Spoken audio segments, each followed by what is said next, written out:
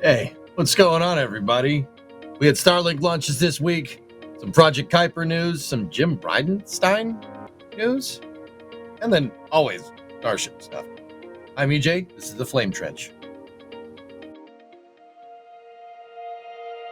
And here we go.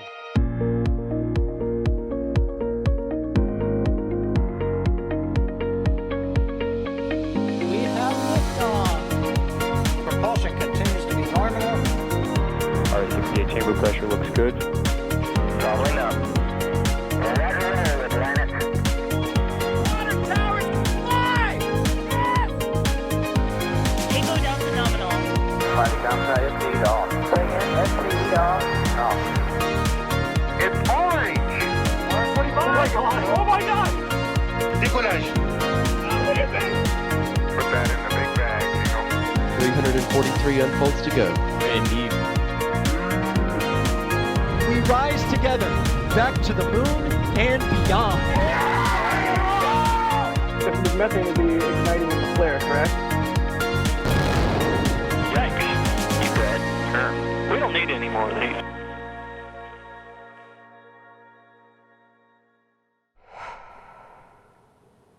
What's going on, everybody? Welcome to the Flame Trench, where we kind of informally talk about what's going on here in the spaceflight industry. I'm EJ, NASA spaceflight commentator, and I'm also extremely tired. I covered that Starlink launch this morning. That caught up to your boy a little bit, but I'm gonna go for it. Here we go. I am joined by my competent cohort of co-hosts. Yep, screwed it up on the first word. Not great, Bob. Not great. But joining me today, we got Sawyer Rosenstein. Sawyer, how you doing? Bonjour, comment ça va? Joyeux vendredi. Oh wait, hang on. Sorry, this isn't the Flame French. This is the Flame Trench. Oh, okay. So I got it backwards. How's it going, everybody? Happy Friday. I am also picking up that you might be tired as well. Understatement of the century. It has been a day. Yep. It has been a day. And then bringing up the rear, we got Ryan Weber. Ryan. Yeah. Hey. Yeah. I might be here. Am I here? Are you tired as well? In the Ethernets.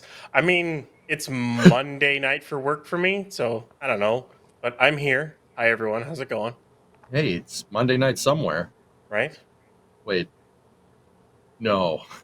It's got to be your bull. Yeah. Okay. Thank you, Jimmy Buffett. Wait. Anyway, so you guys know the drill.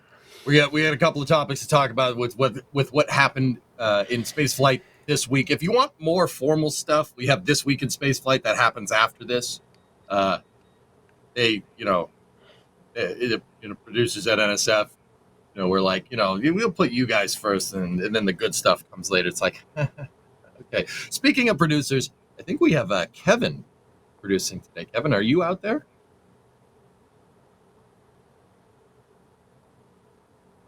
We'll get the voice of God at some point, I'm sure. I had to unmute, but I'm here. I love putting him on the spot, Chad. It makes me happy. Hi, Kevin. Hi, EJ. Love you. Yeah. All right, man. All right. Cool. Kevin's in the background going on. Anyway. All right. So we got a couple of topics to talk about here. If you want to participate in the discussion, we will go through questions and we will go through support and everything. You guys know the drill. Tag at NASA Spaceflight if you want to join in the conversation with us. Anyway, first topic. Sawyer, Project Kuiper news. What do you got for me? Yeah, so I know you had the Starlink launch this morning, but we have had a bunch of Kuiper launches, and they now have over 100 satellites, and the first ones are in their 630-kilometer orbit. So they made it, and they did the first speed test on it. And while they did not show the upload speed, they absolutely showed the download speed, and it was over a gigabyte download speed from their first satellites. They did note that it was on a closed network, so there's little caveats to it, But the fact that just using speedtest.com, the same one that I'm sure most of us all use, connected directly to the Kuiper network, they were able to get a gigabyte down from space. That's pretty good. That's pretty good if I do say so myself. Not bad. No, it's not bad. Better than some land-based providers. I'm not going to name names, Comcast anyway. So, but Can't confirm what? Sorry. yeah. But with that news, we also have news that a major airline is actually going to be taking on Project Kuiper. So the first airline that will be flying with Kuiper satellites or using Kuiper satellites is JetBlue Airlines. So JetBlue, I'm selfishly love them. They're my favorite airline. I've been a TrueBlue member since the mid 2000s, like when they first started flying. I love JetBlue. So this is kind of cool. For those who don't know, they do have Wi-Fi on board JetBlue planes currently. They call it Fly-Fi instead of Wi-Fi. I love JetBlue. It's got the pun written on the side of the plane. Anyway, they use Viasat currently, which is a geostationary orbiting one, versus Kuiper, which will be the low Earth orbit transferring one. So we will have that scheduled, at least, to begin on some planes in 2027. And Airbus also announced they will be adding it into their repertoire of things that they offer. Keep in mind, by the way, that JetBlue exclusively flies the A320 family, A321s, which is Airbus, and the A220s, which is the Airbus Bombardier mass mashup thing, but basically Airbus as well. So they're getting rid of the E190s. So yeah, JetBlue will be flying Amazon Kuiper. What do we think? Do you think they're actually going to be able to get that up and operational in time for 2027 to be starting to use it on flights? That's a lot of launches. I mean, seeing a big ramp up. We're starting to. There's another.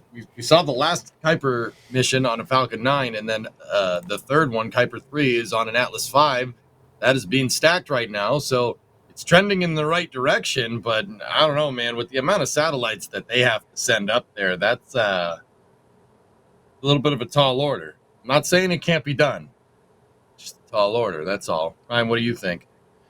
It's going to be interesting because I think that FCC license requires them to have it's like around 1,600 or something within like the next 11 months, and they have like what 102 or so, and that's gonna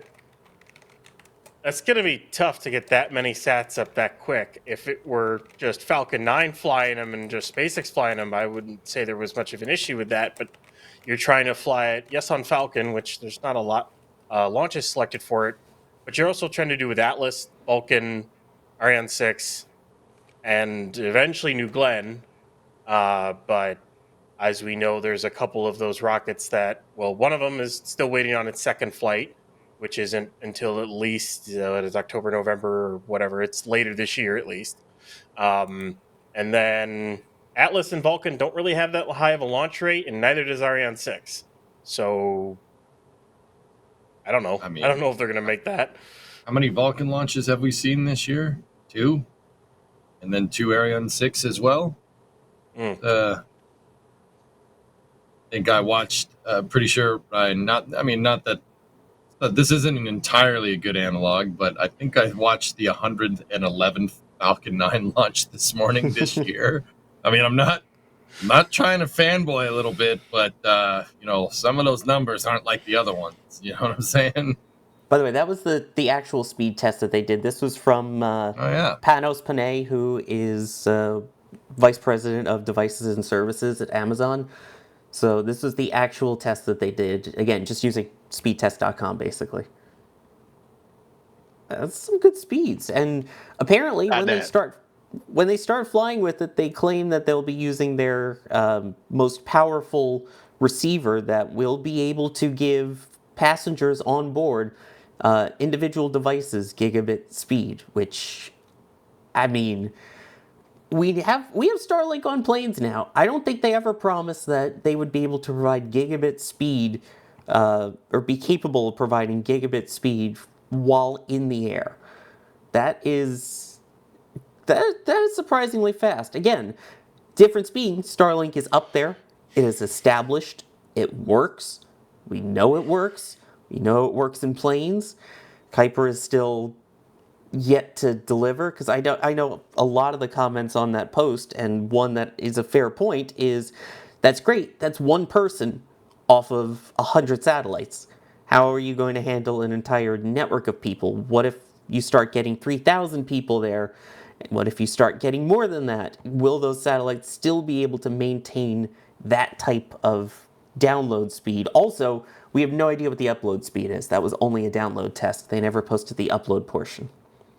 See, that's what I'm wondering. Yeah, what's the up there, and how will you handle high bandwidth? But I mean, fellas, I got a crazy theory, and I want to bounce it off you guys. This is time for EJ's crazy theories. It's a good time. Trust me. Some people are like, okay, where's the door? No, please come back. All right. Anyway, I'm gonna do it anyway. I'm gonna do it anyway. So, sorry, you were just comparing Project Kuiper to Starlink, right? But yeah. I have a feeling that Project Kuiper isn't exactly like an analog to Starlink. Now, we do have Project Kuiper satellites now being used for airplane service, right? But I'll be honest, man, I don't really understand why they do that, because as far as I can tell, and this is just a theory, I don't know, I'm just, let's get the ball rolling. Let's see what happens here. I don't think that Kuiper is like end user internet experience. I really don't think it's like Starlink. Oh gosh, why are you doing this? Because we're in your crazy corner. It's black and whitish and zoomed in. Ninjas, man, they're coming to get me. Anyway, I don't think that. I think that Project Kuiper is. I think that really why Amazon wants to put them up there is to connect their data centers together. They want better throughput and connectivity between all the Amazon data centers around the world. So I think Project Kuiper is a back-end system for Amazon Web Services. I mean, I don't know. Discuss it in the chat. Ask me questions. Enhance the shot. Look at the bags under my eyes. I don't know. Do what you want. And in that regard, I don't really understand why you'd want to partner with airlines to do something like this. But it still does kind of reinforce my theory that I think Project Kuiper is not really designed for end user stuff. It's not like a single end user. It's really designed to link data centers together, or broadcast to an airplane and then have it be distributed via the airplane systems, right? Like, Ryan, that's how that works, right? It's an antenna, and then the antenna is distributed throughout the plane. I'm not really too 100% sure. I mean, off the top of your head? The antenna would likely go to to like a router or modem that would then broadcast a Wi-Fi signal throughout the plane. Yeah. Is likely what it did set up.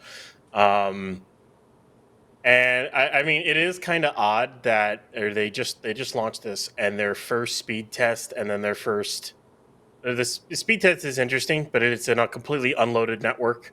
What happens if you stick 108 people, or for that matter, what happens if you stick 350 people or 3,000 people on that network, or 1 million, 2 million? Mm-hmm. What are the speeds then? What does it load? The latency is whatever, because it's a slightly higher orbit.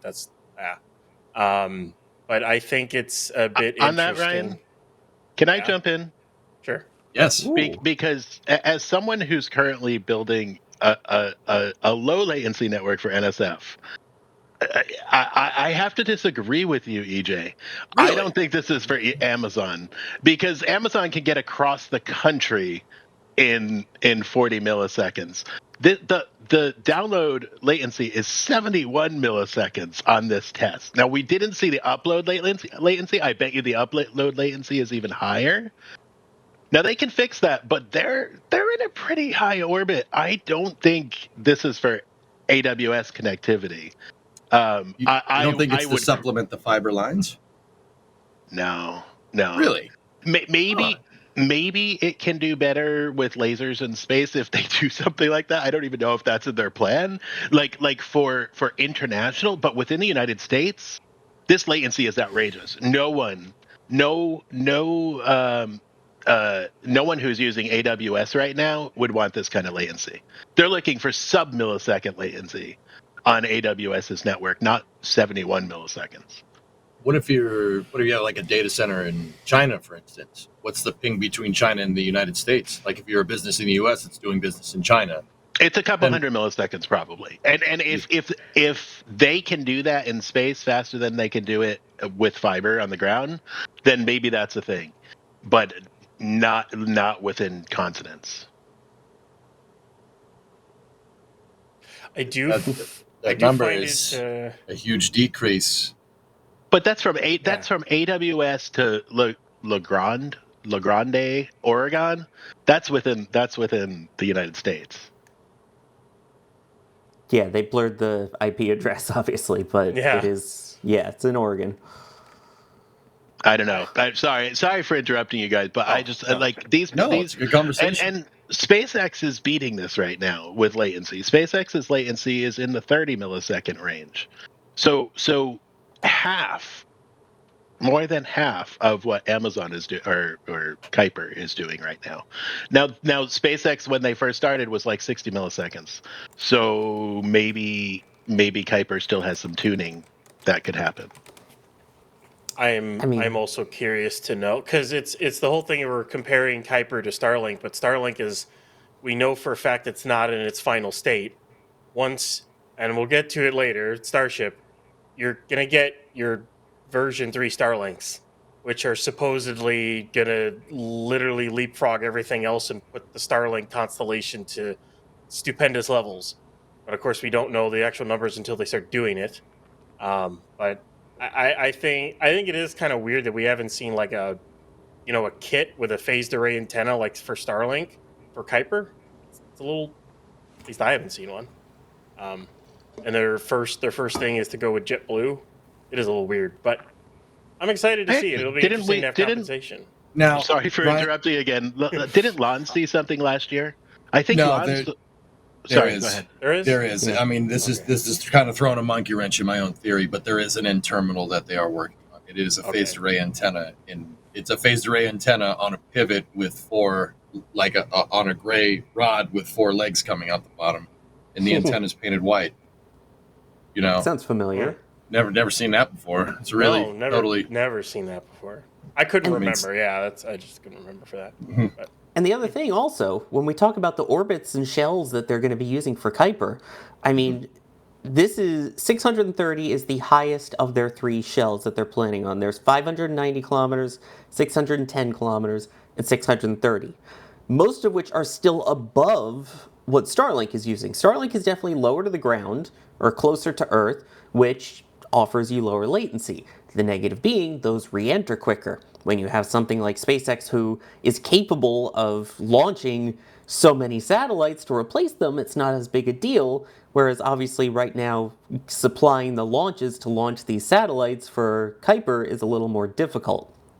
I'm wondering if that's playing a role where they're at the point of let's aim for slightly higher orbit, deal with a little bit more latency, and then not have to worry about launching as much versus SpaceX's, we'll get you things faster because we can launch faster. Because I love in the press release for this, they said they've already had 4 Kuiper launches in 4 months. What was it? 4 Kuiper launches in 4 months? I'm like, or 4 weeks, whatever it was. It's like, oh yeah, great. SpaceX has launched 4 times this week.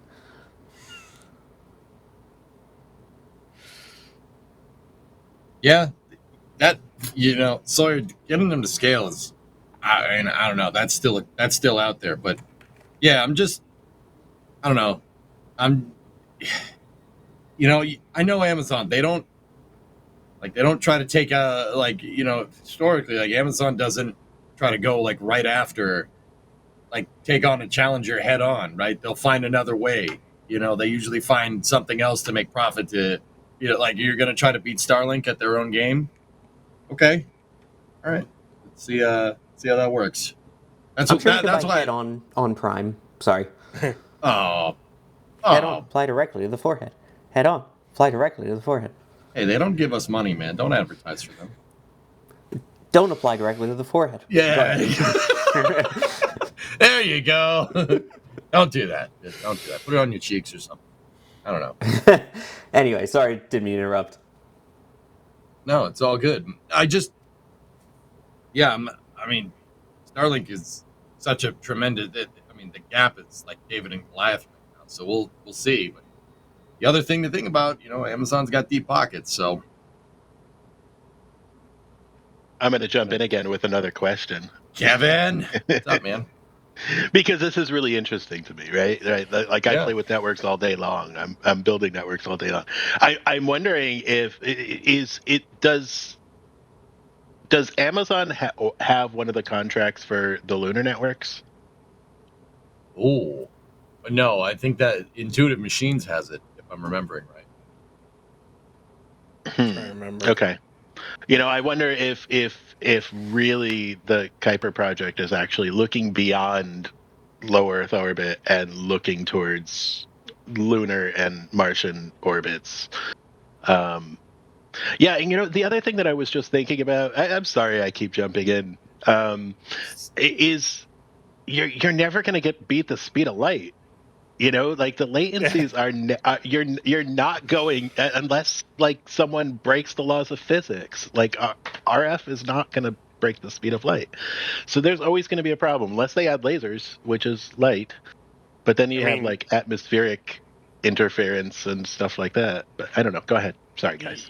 You'd have to come up with some kind of quantum entanglement communication or something along those lines, or if we figured out subspace existed.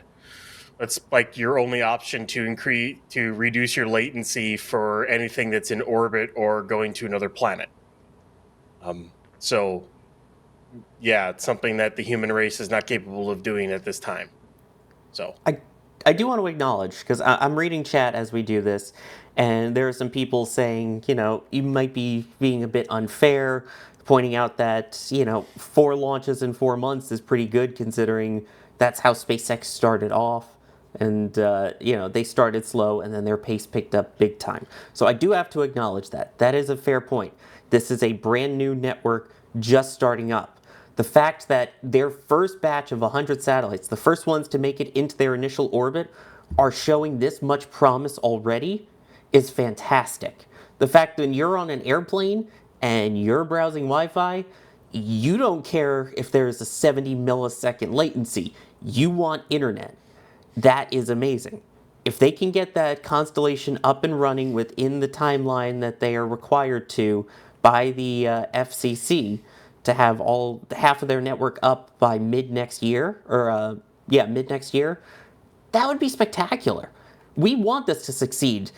Team Space, competition is really good, and as we're pointing out, and I think it's becoming more apparent, is this is a slightly different competition. It's not so much who is going to own the home internet satellite network. This is who's going to specialize their satellite internet for their industry the best. Starlink does great for home and people just putting it in their personal vehicles, putting it in their planes, people going off the grid. Well, camping off the grid where there's no access to it, things like that. They do that perfectly. I think Amazon is going to find that business niche like we've been talking about.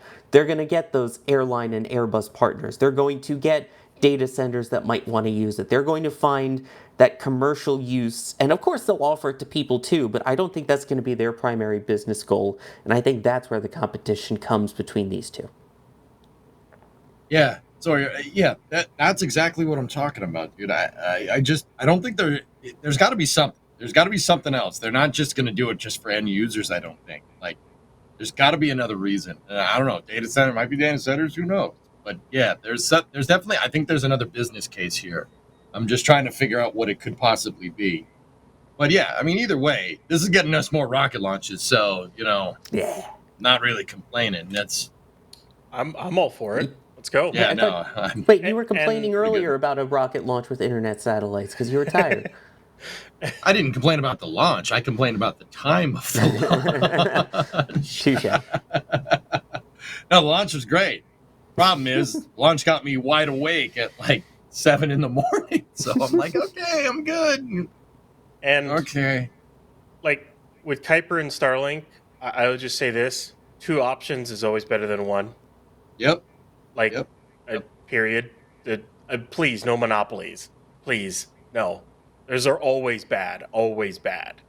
So I like that Amazon is trying to push this. And I mean, if they do this for like beyond low Earth orbit, like go to the moon or Mars, heck, you have a Starlink constellation and a Kuiper constellation on both, which means you have redundant communication with Earth. There you go. Or at least redundant comms throughout the planet.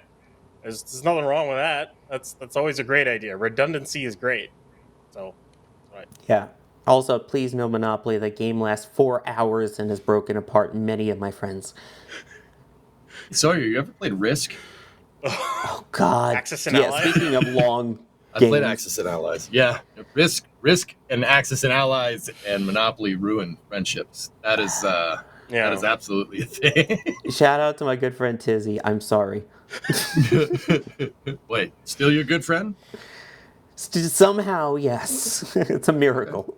All right. Shout out to Tizzy then. Okay, cool. I'm going to pop through some support here real quick. We have Space Pope. Lesson this French. I mean, trench. Space Boat. That was good. Très bien. And then, Kevin, tee it up. We tee up the sound effect. We have Ninja Decimators. All Only 3. Yep. Sorry. All right, that I was don't good have- enough. Oh, wait. I have it. Sequence point. Wait. Oh! There All it right. goes. Cool. Better late than never. All right. Sorry. Ninja Decimator with a $10 super chat. Bless this trench. Oh wait, that's the Space Pope's job. Let's go, Flight 11. All right. Yeah. There we go. Good stuff. Reading chat. Yeah, that's awesome. All right. Shall we move on? We're looking for support. I have one more thing. AWS, and I'm trying to tie this back because you have me thinking, EJ. AWS dangerous. does have what they call AWS ground station, which is the ability to talk to satellites, and they actually have like satellite trucks that they'll send out to locations. And it was used for video, but there's also the ability to talk to satellites. And like, for example, I just saw on this page that Capella Space uses them for ground communications to satellites. So, maybe this is an extension of that. I think this is ground station is actually subcontracted to another company. I don't think it's an Amazon direct product. But maybe there's something there too. Sorry. I'm interested in this stuff. Getting video signals to space is cool. See, Kevin's not just a producer. Yeah, he's also a nerd and a commentator. Yeah, and a on-camera personality now for our members' server building streams. Oh yeah, those are great. We'll have to give an update on that because I may have pushed forward a little faster than members would have wanted. You know what? I just got a good idea for MB's content.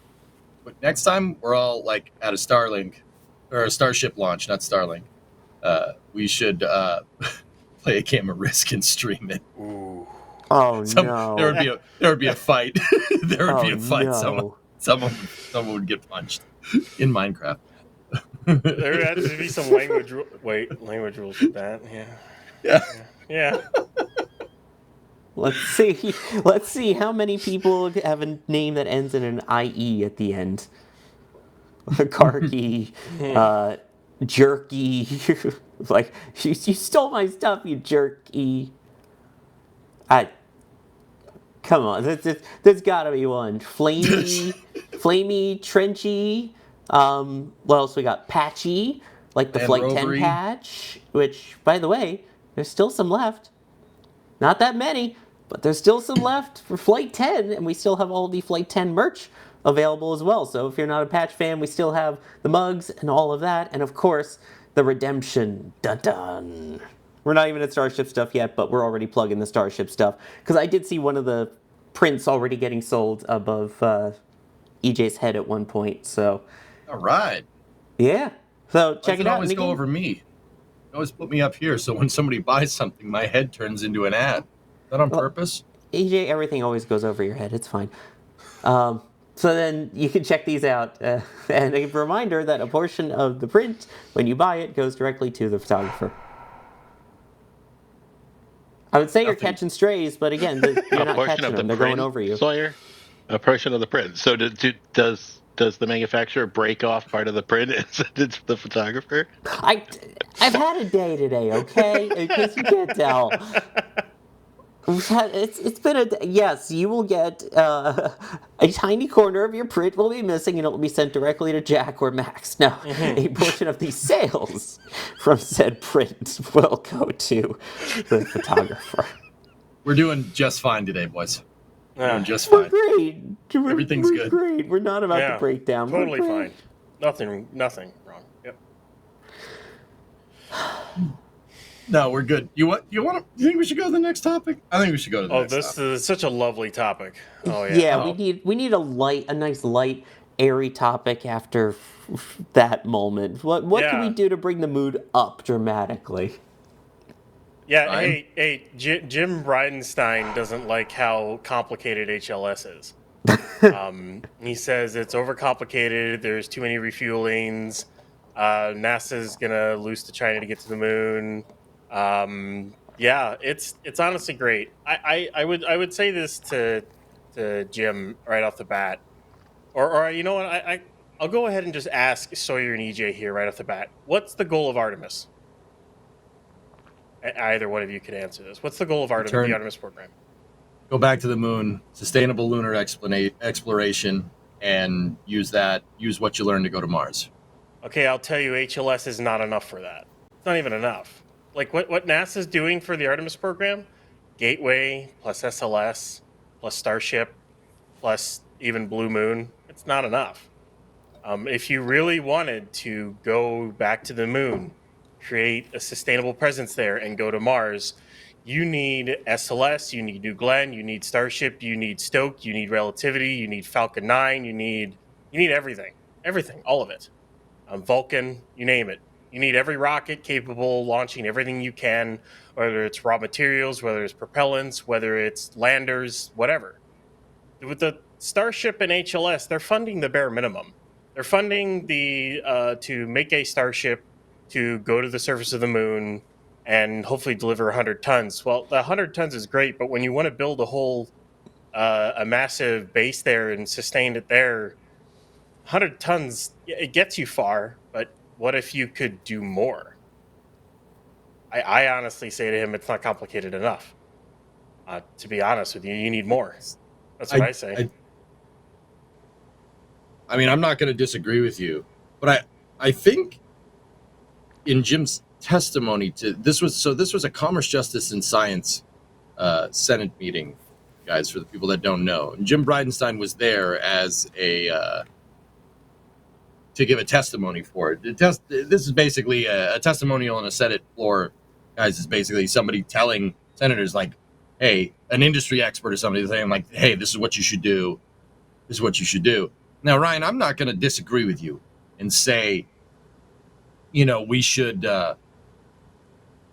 we should send more. We need to go more to the moon. But I do believe the topic of discussion from this Senate meeting was, is China going to beat us back to the moon? And while I don't think you're wrong, like, we're going to need to fire on all cylinders to do what the Artemis program wants. It's very interesting that they'd hold this kind of meeting, because this was talking about being expedient. It's talking about beating China back to the moon. Now, that brings up a question. If we're going to try to build a city on the moon, is beating them there really a thing we should even care about? You know what I mean? Well, politicians seem to think it's a very important thing that we should be working, which is okay. I mean, at least they're interested, I guess. Like, that's cool. But what Jim said there is, I do believe he said that something like firing on all cylinders is not going to get us there expediently, which Oh, dude, I'll admit I kind of agree with that, and I'm a huge Starship fan. Like I love Starship. Starship's the best. Like I think that's going to change everything. But in Jim agrees. He thinks it's going to change it. He just doesn't think it's going to change everything in time to beat China back to the moon. Which, you know what, I like Jim Bridenstine. He was a great NASA administrator. He did great things there. He's very articulate. He can explain things very, very well. In another life, he'd be a great STEM educator, right? Like, but I understand where he's coming from. It really makes. I mean, HLS is a complicated lander. It's a complicated lander, and once again, fellas, this ain't no slight against Starship. Starship, it's funny because, and just hear me out here. I'll talk more about this in a second. He said that that's not the quickest way back. That's right. That's because it's a complicated lander. It's going to take some time. It's going to take some time for SpaceX to dial it in. Now, I kind of see where he's coming from. In many ways, Ryan, he's kind of inadvertently saying what you're saying. Like we need more ways to get there that are simpler. If we're going to beat China there, and then later we want to build out the infrastructure. You want to fire on all cylinders, and then you can get anywhere on the moon, anywhere at any time. Like I do understand that, but here's where I'm getting a little confused. And chat, maybe you guys can help me out. Jim said that the most expedient way to beat China back to the moon is to build Gateway. I agreed with everything he was saying pretty much up until that point. Gateway, expedient. It's very weird to hear those in the same sentence. Sawyer, is that not a little bit weird, or? Weird is an understatement for that. I mean, I've made my opinion clear on Gateway. It would be very cool, but right now it is expensive and impractical. I'm not on board with Gateway, I'll say. The one thing that Bridenstine made two really good points that I do want to bring up in regards to all of this. The first one being that the selection for the lunar landers was made not while he was administrator.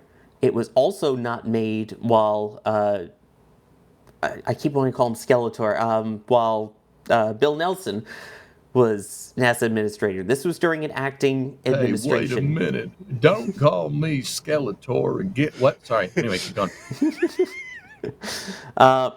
This wasn't made when there was an actual NASA administrator. It was during an acting NASA administrator's term when they did it. They kind of snuck it in between.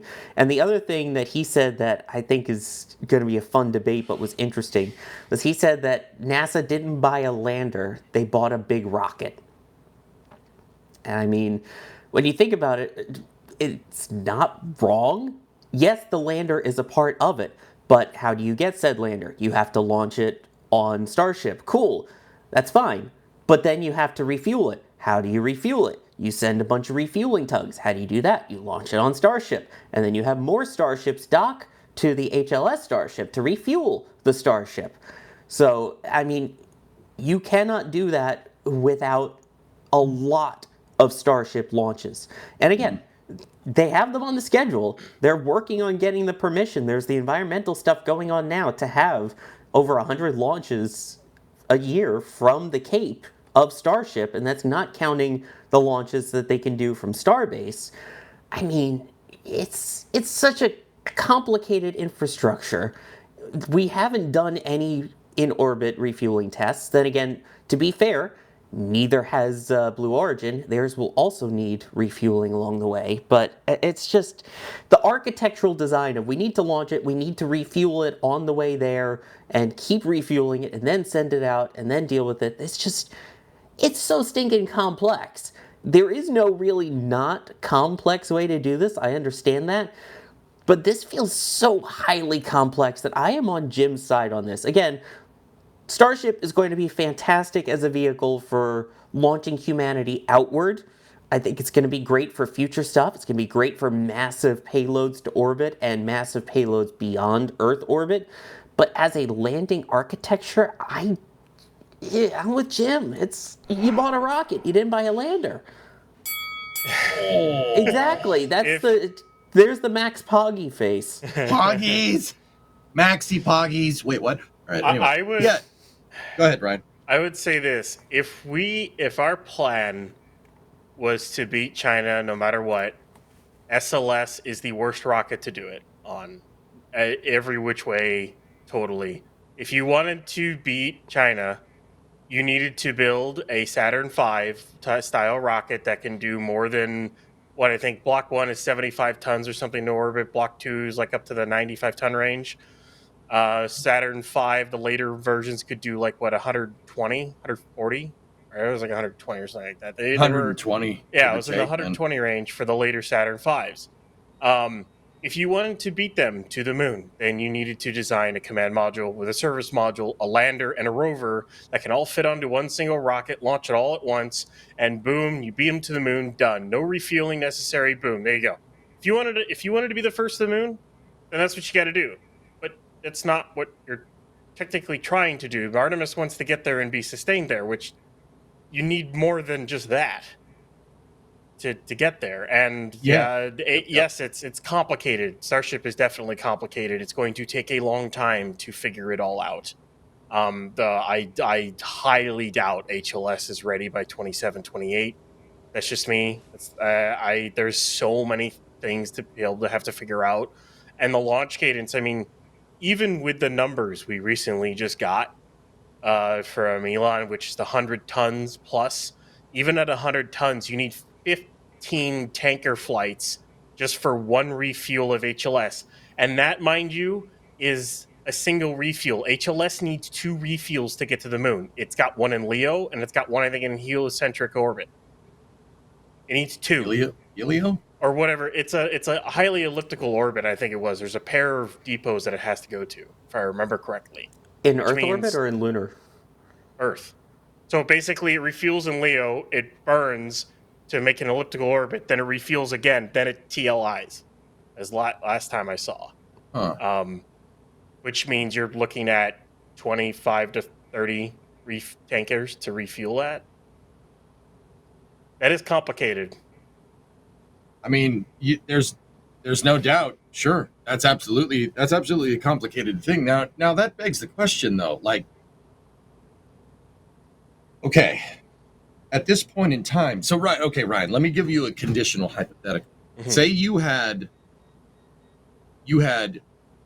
were tasked by the president to get back to the moon, and he gave you a blank check and complete control over NASA. You make all the decisions. You're the guy running the show. No congressman or anything is going to give you any flack about nothing. You need to beat China back to the moon by, let's say, 2029. How are you doing it? If we have to beat China back to the moon by 2029,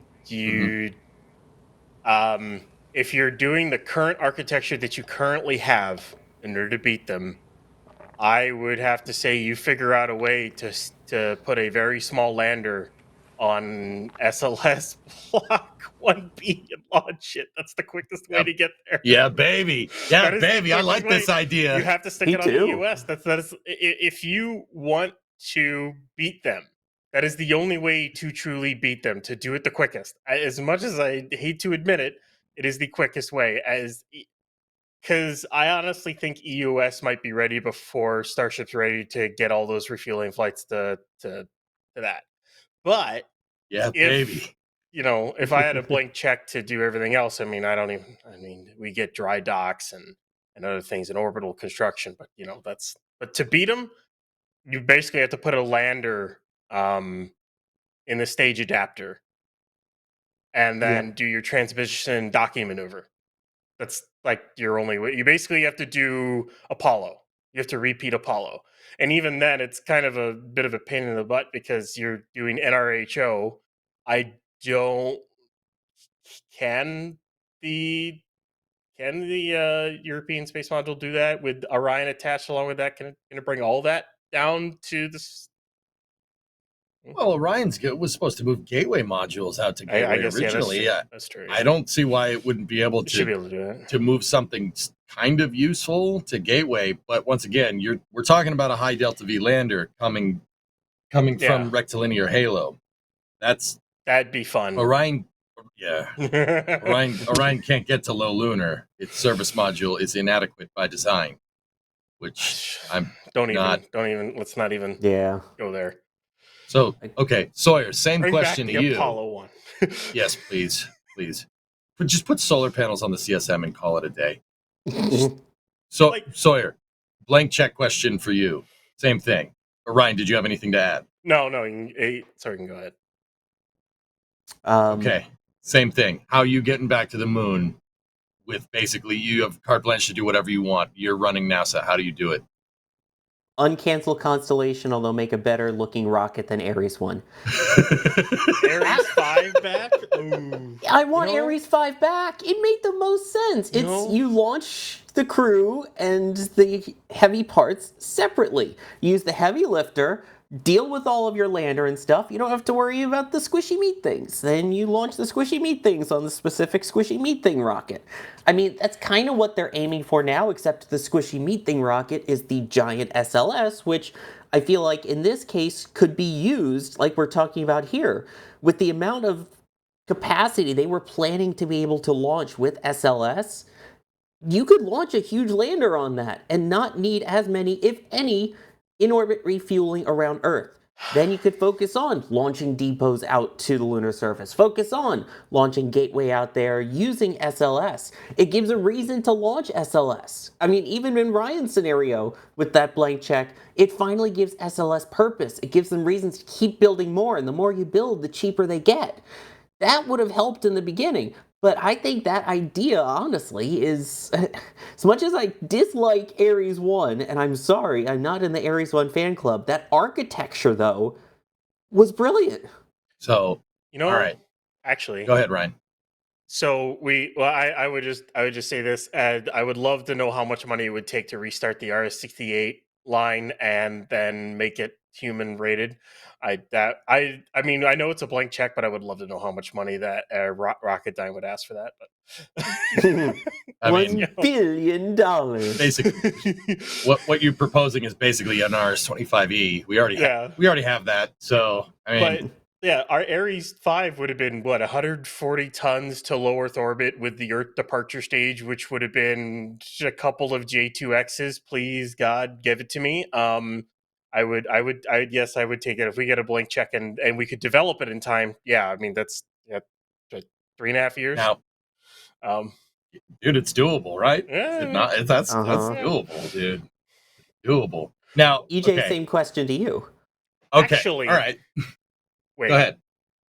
What if you here we're gonna go down a rabbit hole. What if you gave a blank, and I mean a blank check in terms of environmental money, whatever, to Starship? What if you gave a blank check to SpaceX to basically say you can build any pad you want over at the Cape, anywhere you want at the Cape. You can build any factory you want at the Cape as quick as you want. Here's all the manpower in the world to do it and whatnot. They could probably get Starship operational if they did that. Honestly, they could probably get it. At that point, the scale would be ridiculous, but they could probably do that. But that'd be pretty good. That would be more than just a blank check of money. That'd be a blank check of ignoring every environmental regulation there is. That's what that would be. SpaceX already has a blank check, guys. That's right. That's true. Exactly. It's the regulation that would be the stopper, the blocker. That's true. Okay, fellas, you proposed that same question to me. How do you beat China back to the moon quick? Here's my way of doing it. You throw EUS and the Gateway in the trash.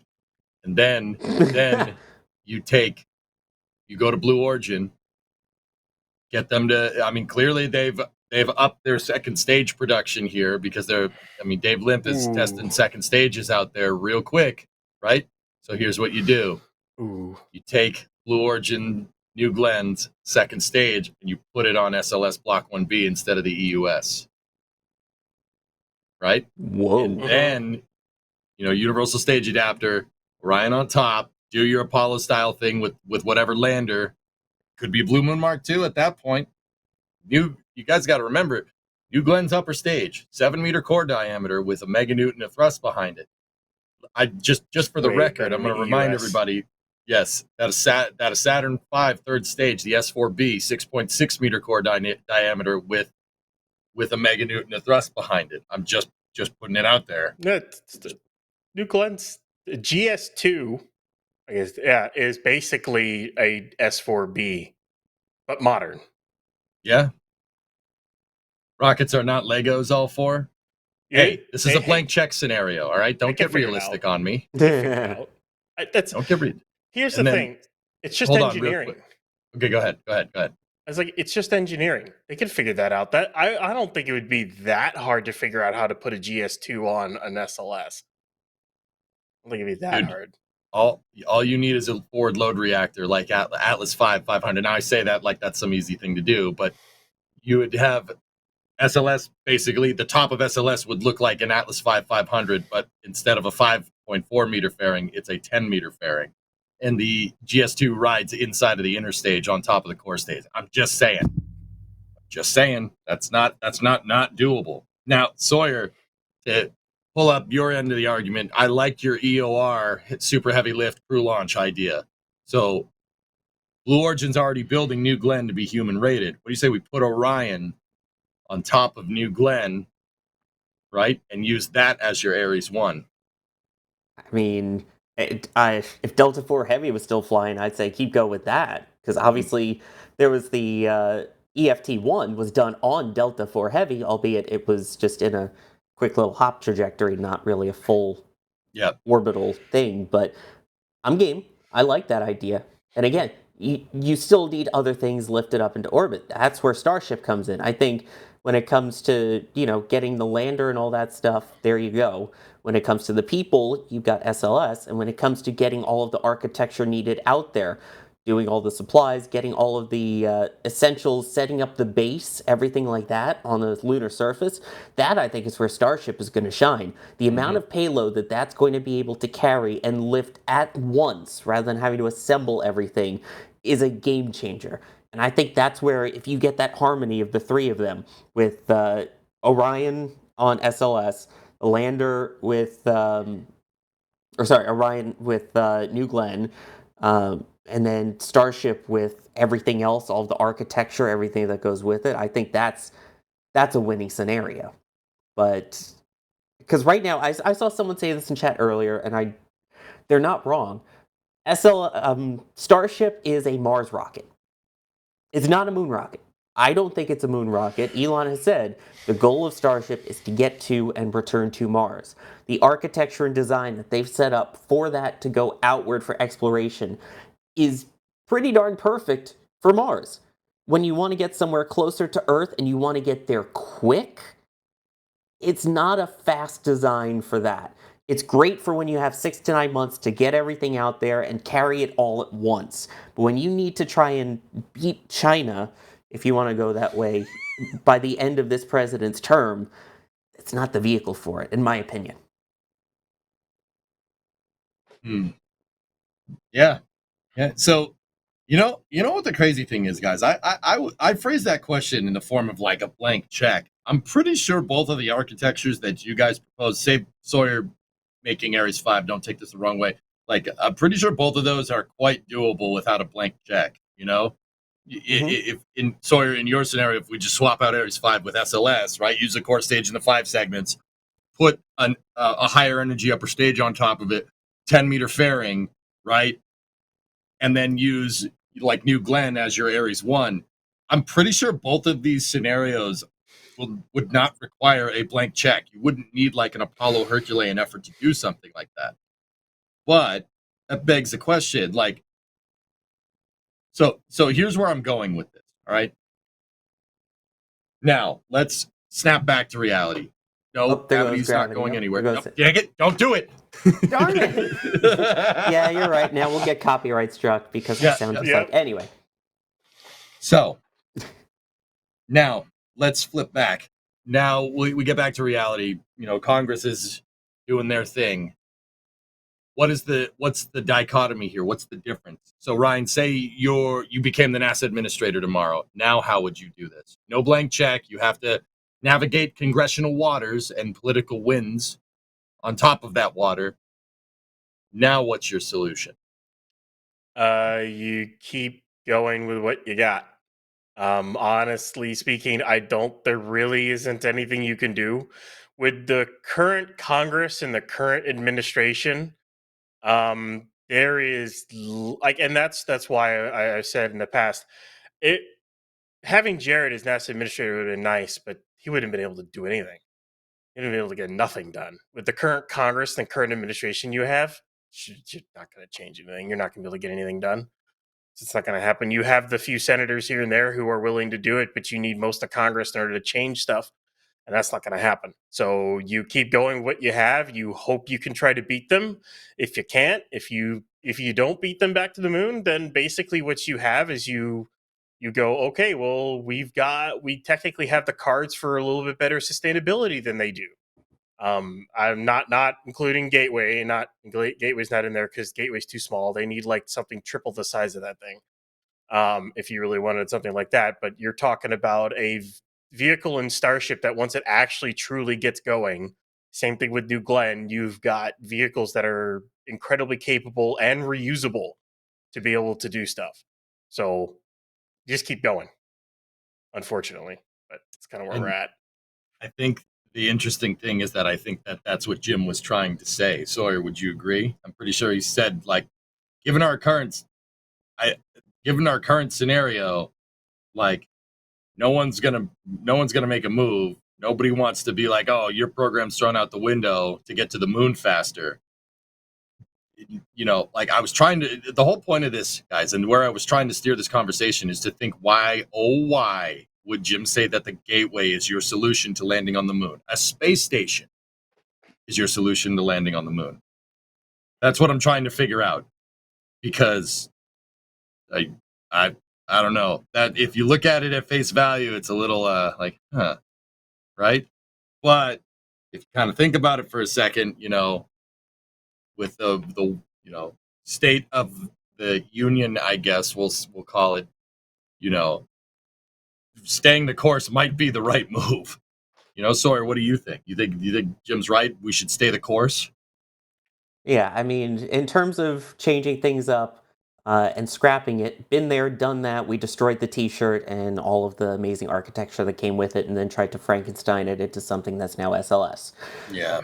So yeah, did that already during the Obama administration when they decided to cancel Constellation. Let's not do that again. Biggest political misstep since canceling Apollo, in my opinion.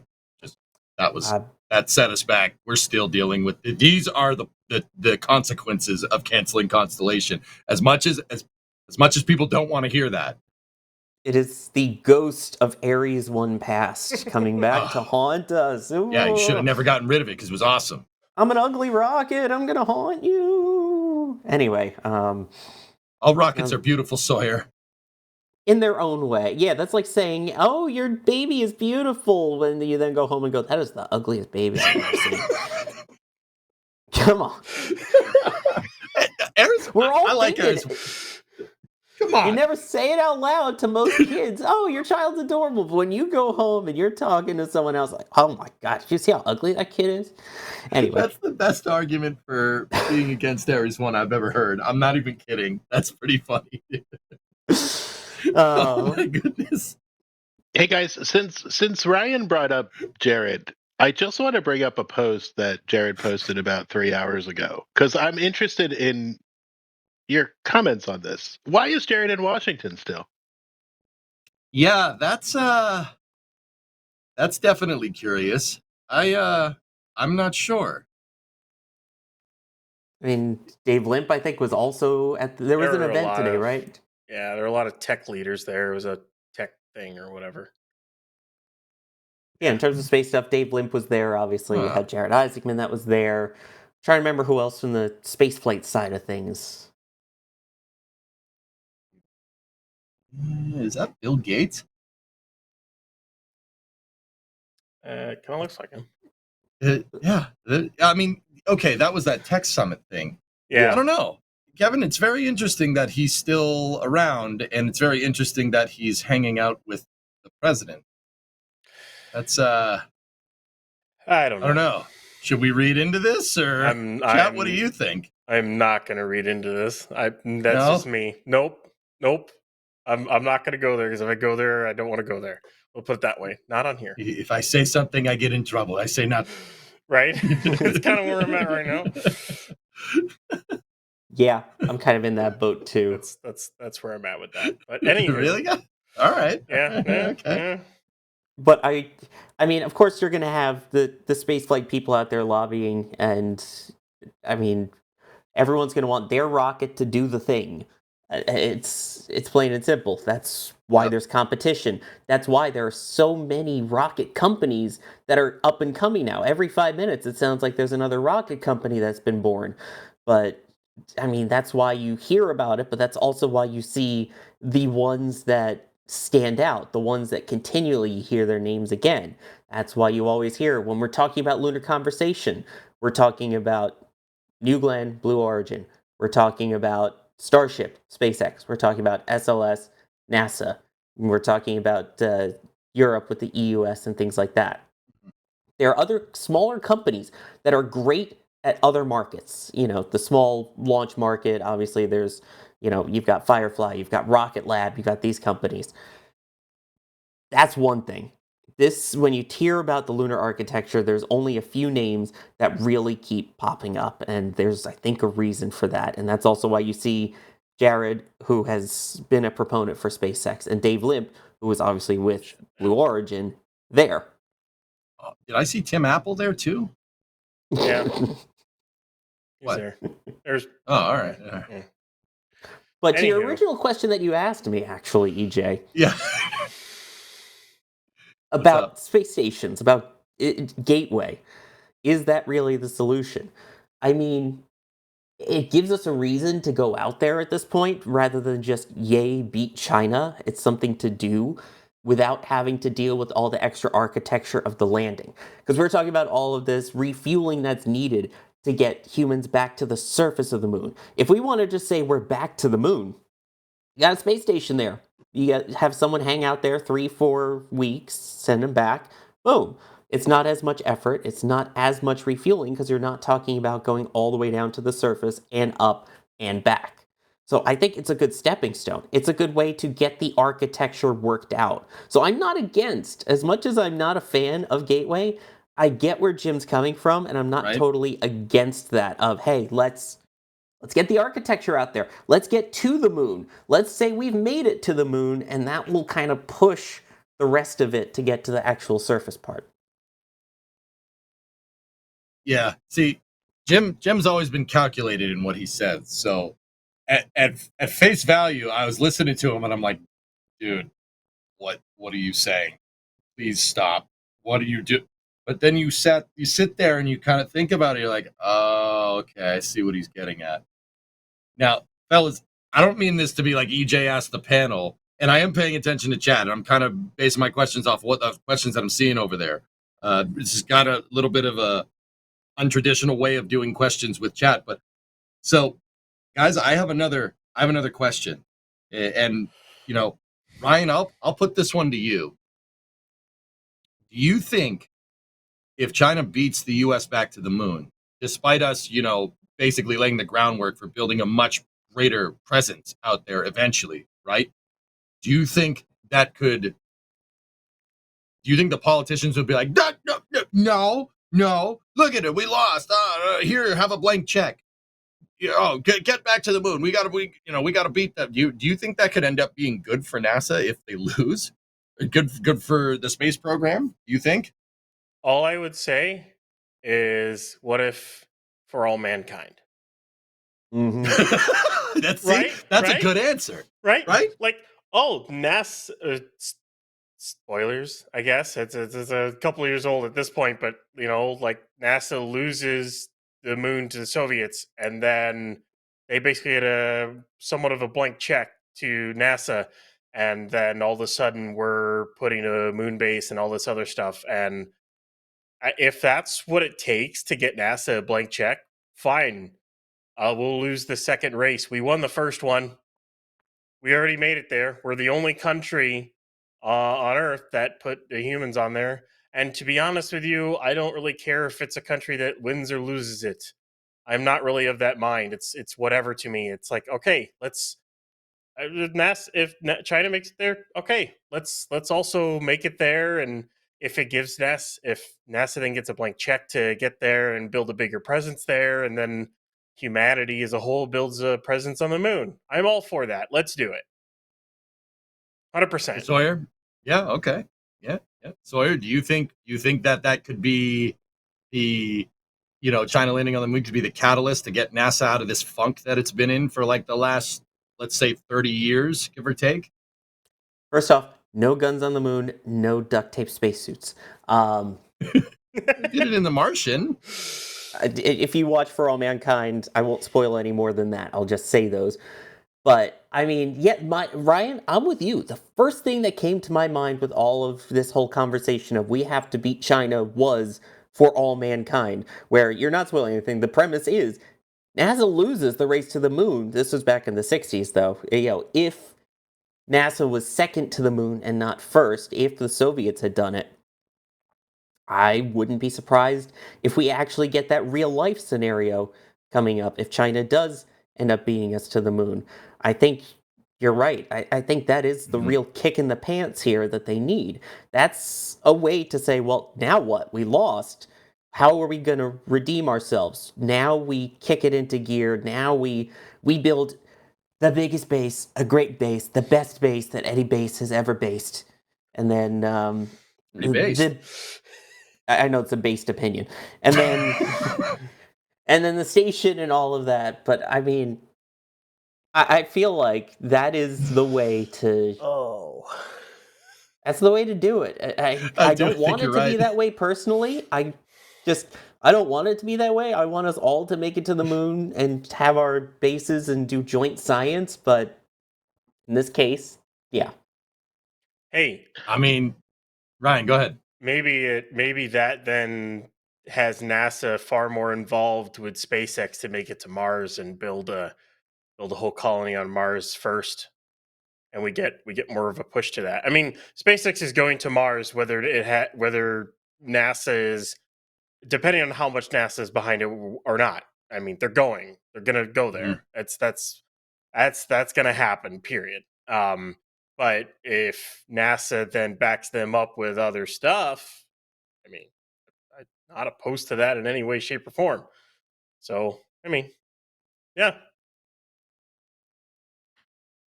Yeah, that's that's what I mean, dude. Like, the big gist of what we got from that meeting, that Senate meeting the other day was it yesterday? I don't know what day it is. It's Friday, right? Yeah, it's Flame Church. Yes, okay, it's Friday. Only reason I know what day it is too. Yeah, right. That's bad. That's bad. We need to get some sleep, man. What's that? I know what you mean. Anyway, the whole, it's very clear that the politicians know that there are geopolitical implications for not for China beating the United States back to the moon, right? Or for them doing their first lunar landing before we go back, right? There's huge geopolitical implications. Now, I mean, they know, but how much do they know? Do you really know the implications there? Like, I don't know. Like, are you going to follow through with this? We'll see, right? Like, but look, like, it's not necessarily bad if they do their first landing and we're not there, because then they might be like, no, it's like, oh no, spend more money on NASA. Oh no, that sucks. Jeez, fellas, they really showed us. Hey, EJ, Roseanne DeVasto says in chat, imagine how beneficial a summit agreement with the private companies and explorers would be, each focusing on their particular niche. It seems like we don't have the whole plan, right? If we're going to have a base on the moon, a colony on Mars, like the whole plan's not there. We need more than just SpaceX. We need more than just Blue. We need, I think it was Jared who said it. We need the world to be behind this. I know I'm taking it away from the conversation of does China beat us, but could China be cooperative too? Could we be cooperative with China? We need the world. We need the world. This is about humanity, not about United States versus China. I'm done. For all mankind. I don't think cooperation is gonna happen. I don't think it's going to happen. As much as I would love it, I would love the cooperation of every space agency in the world, every country in the world to get to the moon, Mars, and colonize the solar system, and we develop warp drive and go to other planets. Boy, I would love that, but that's all rosy, and this isn't Star Trek, so The fact that we have 2 separate space stations, and there is literally a thing in Congress that says NASA cannot work with China under any circumstances, I don't think that's going to change anytime soon, especially if, and I think most importantly, if China does get to the moon first. I don't think that's going to be a olive branch. I think that's going to be the arrows in the hands of the eagle instead of the olive branch. Yep.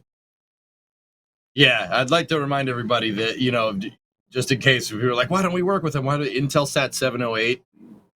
Read about that. That's the reason why we don't work with China. Just if you're very curious, Intelsat 708. It didn't end well. It ended very poorly. Just go look that up. We a little bit of background reading for you, chat. Anyway, it's a good conversation, dudes. Good conversation. A good one. I think we can do it. I think it's just a question. I think we could get there before the end of the decade, because China's plans is basically to get there by 2030. I think we could do that, and I think we could do that with our current architecture. I think it's just really, we're like, it's American football season again. So, we could start talking about that. Sorry, I'm not talking about the Jets. I'm sorry. Anyway, no one talks about them. It's fine. Wait. We got breaking news. Oh, Booster 15.2. Yo, let's go. But anyways, Kevin didn't want me talking about football. Thanks, especially the Jets. The last. That's awesome. Yeah, the last Block 1/2 that's going to fly. This is going to be where there's a. I mean, are we just going to skip the Starship at this rate then? We just want to. I got stuff that I would want to talk about, but the gist of what I was trying to say is that it's basically 3rd and 1, and we can get that dang first down. It's just we got to run the right play to do it. That's the gist of what I was going to do. And if you don't understand American hand egg, that made no sense. Okay, so there you go. Sorry, you got it though. The real football. Yeah, the real football. I'm about to get chat very use the tush angry. push to get there? What? yeah, dude. That is exactly what we're doing. Yeah. We need to do. We need Jim to do the tush push, or Jared to do the tush push with. This is weird. Okay, cool. 15.2. Yeah. Out of context, nice. That is. Yeah. This says helmet ball. But the helmet never touches the ball.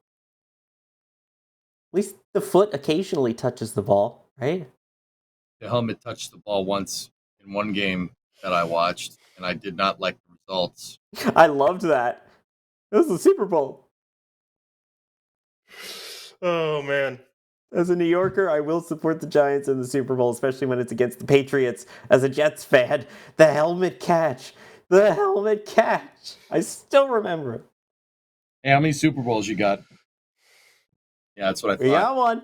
We got one. Hey, Joe Namath was a statistical anomaly, okay? The Jets are a statistical anomaly in that they suck. But anyway. All right. Still root for it. All right. Hey, that's true faith in your team right there. We gotta have that kind of faith with NASA to do the tush push and not the butt fumble, right, Sawyer? Thanks. Thanks for bringing that up. And yes, anyone who is just getting in here with football is so confused. What do you mean, who doesn't understand football? Tush push and butt fumble. It's safe to say the Jets are usually the butt of most jokes. So. I got you to pun in a negative connotation about your football team. I would call this a success. I see this as an absolute win. Okay. Speaking of win, do we have anyone who's winning in the? What That- the heck was that transition gonna be? That was. I'm I having a know you rough were day trying today, to go guys. with that, No, I'm but not all right. That was not. I'm not all no. right. I've been having a rough day, guys. In case you can't tell, I'm sorry, but Dude, I so got lucky. I got second win, man. I got lucky. I did have someone say that they liked that I'm a lot more unfiltered today, and thank you. Unlikely, I think. I think that's a good thing. I don't know. Hey, it pays to be real, man. It pays to be real. That's all I'm saying. It's one ugly baby, dude. JS Webb, can we move on? No, I was born into a household as a Jets fan. I have no choice. It's been 31 years and I can't move on. I have no choice. Help! All right. Enough football. All right. So, you know what, Ryan? Let's go to Starship. 15.2 is rolling out. Tell us about it. Let's go. Okay, so the last block 1/2 that's gonna fly. I call it 1/2 because SpaceX level just basically changed the name on it. That's basically all they did. 38 will be the last block 2 ship to fly. It's currently in Megabay 2. We currently have a testing closure for Sunday. Sunday morning, in fact, it's 5 a.m. to noon, and it's supposed to roll out in a couple hours. So yeah, it's kind of, I guess it'd be a little bittersweet to see this version of Booster go. And it'll be the last booster static fire on Pad A too. That's going to be it is the end of an era for this program, to say the least. If you want basically a nice recap of the last 10 flights, I'm gonna basically plug something I did. I wrote a 2,000 some odd word article over the last 10 flights of Starship. You know, everything that happened, failures, what they did to fix things. It's definitely been a journey for this program to get to this point. And we're probably 4 weeks away or less from flight 11. I wouldn't be surprised if it's early October, mid October. But yeah, it's kind of, it's fun. It'll be the last time we see one of the last times we see one of these boosters roll out of the Mega Bay. It should be one more time for Booster 15. Then it'll come back, get a touch stage ring, go back out. 12 will leave eventually, and 17 will go in to get scrapped. So after that, it's block 3 boosters. So just to bring people up to speed, they scrapped 17 because of block 3 boosters. What are they doing with 12? 12 is going to get saved. They brought it into the bay almost a month ago at this point, or even more than that. I'd have to look up the date. But at this point, they are definitely going to convert it into a display.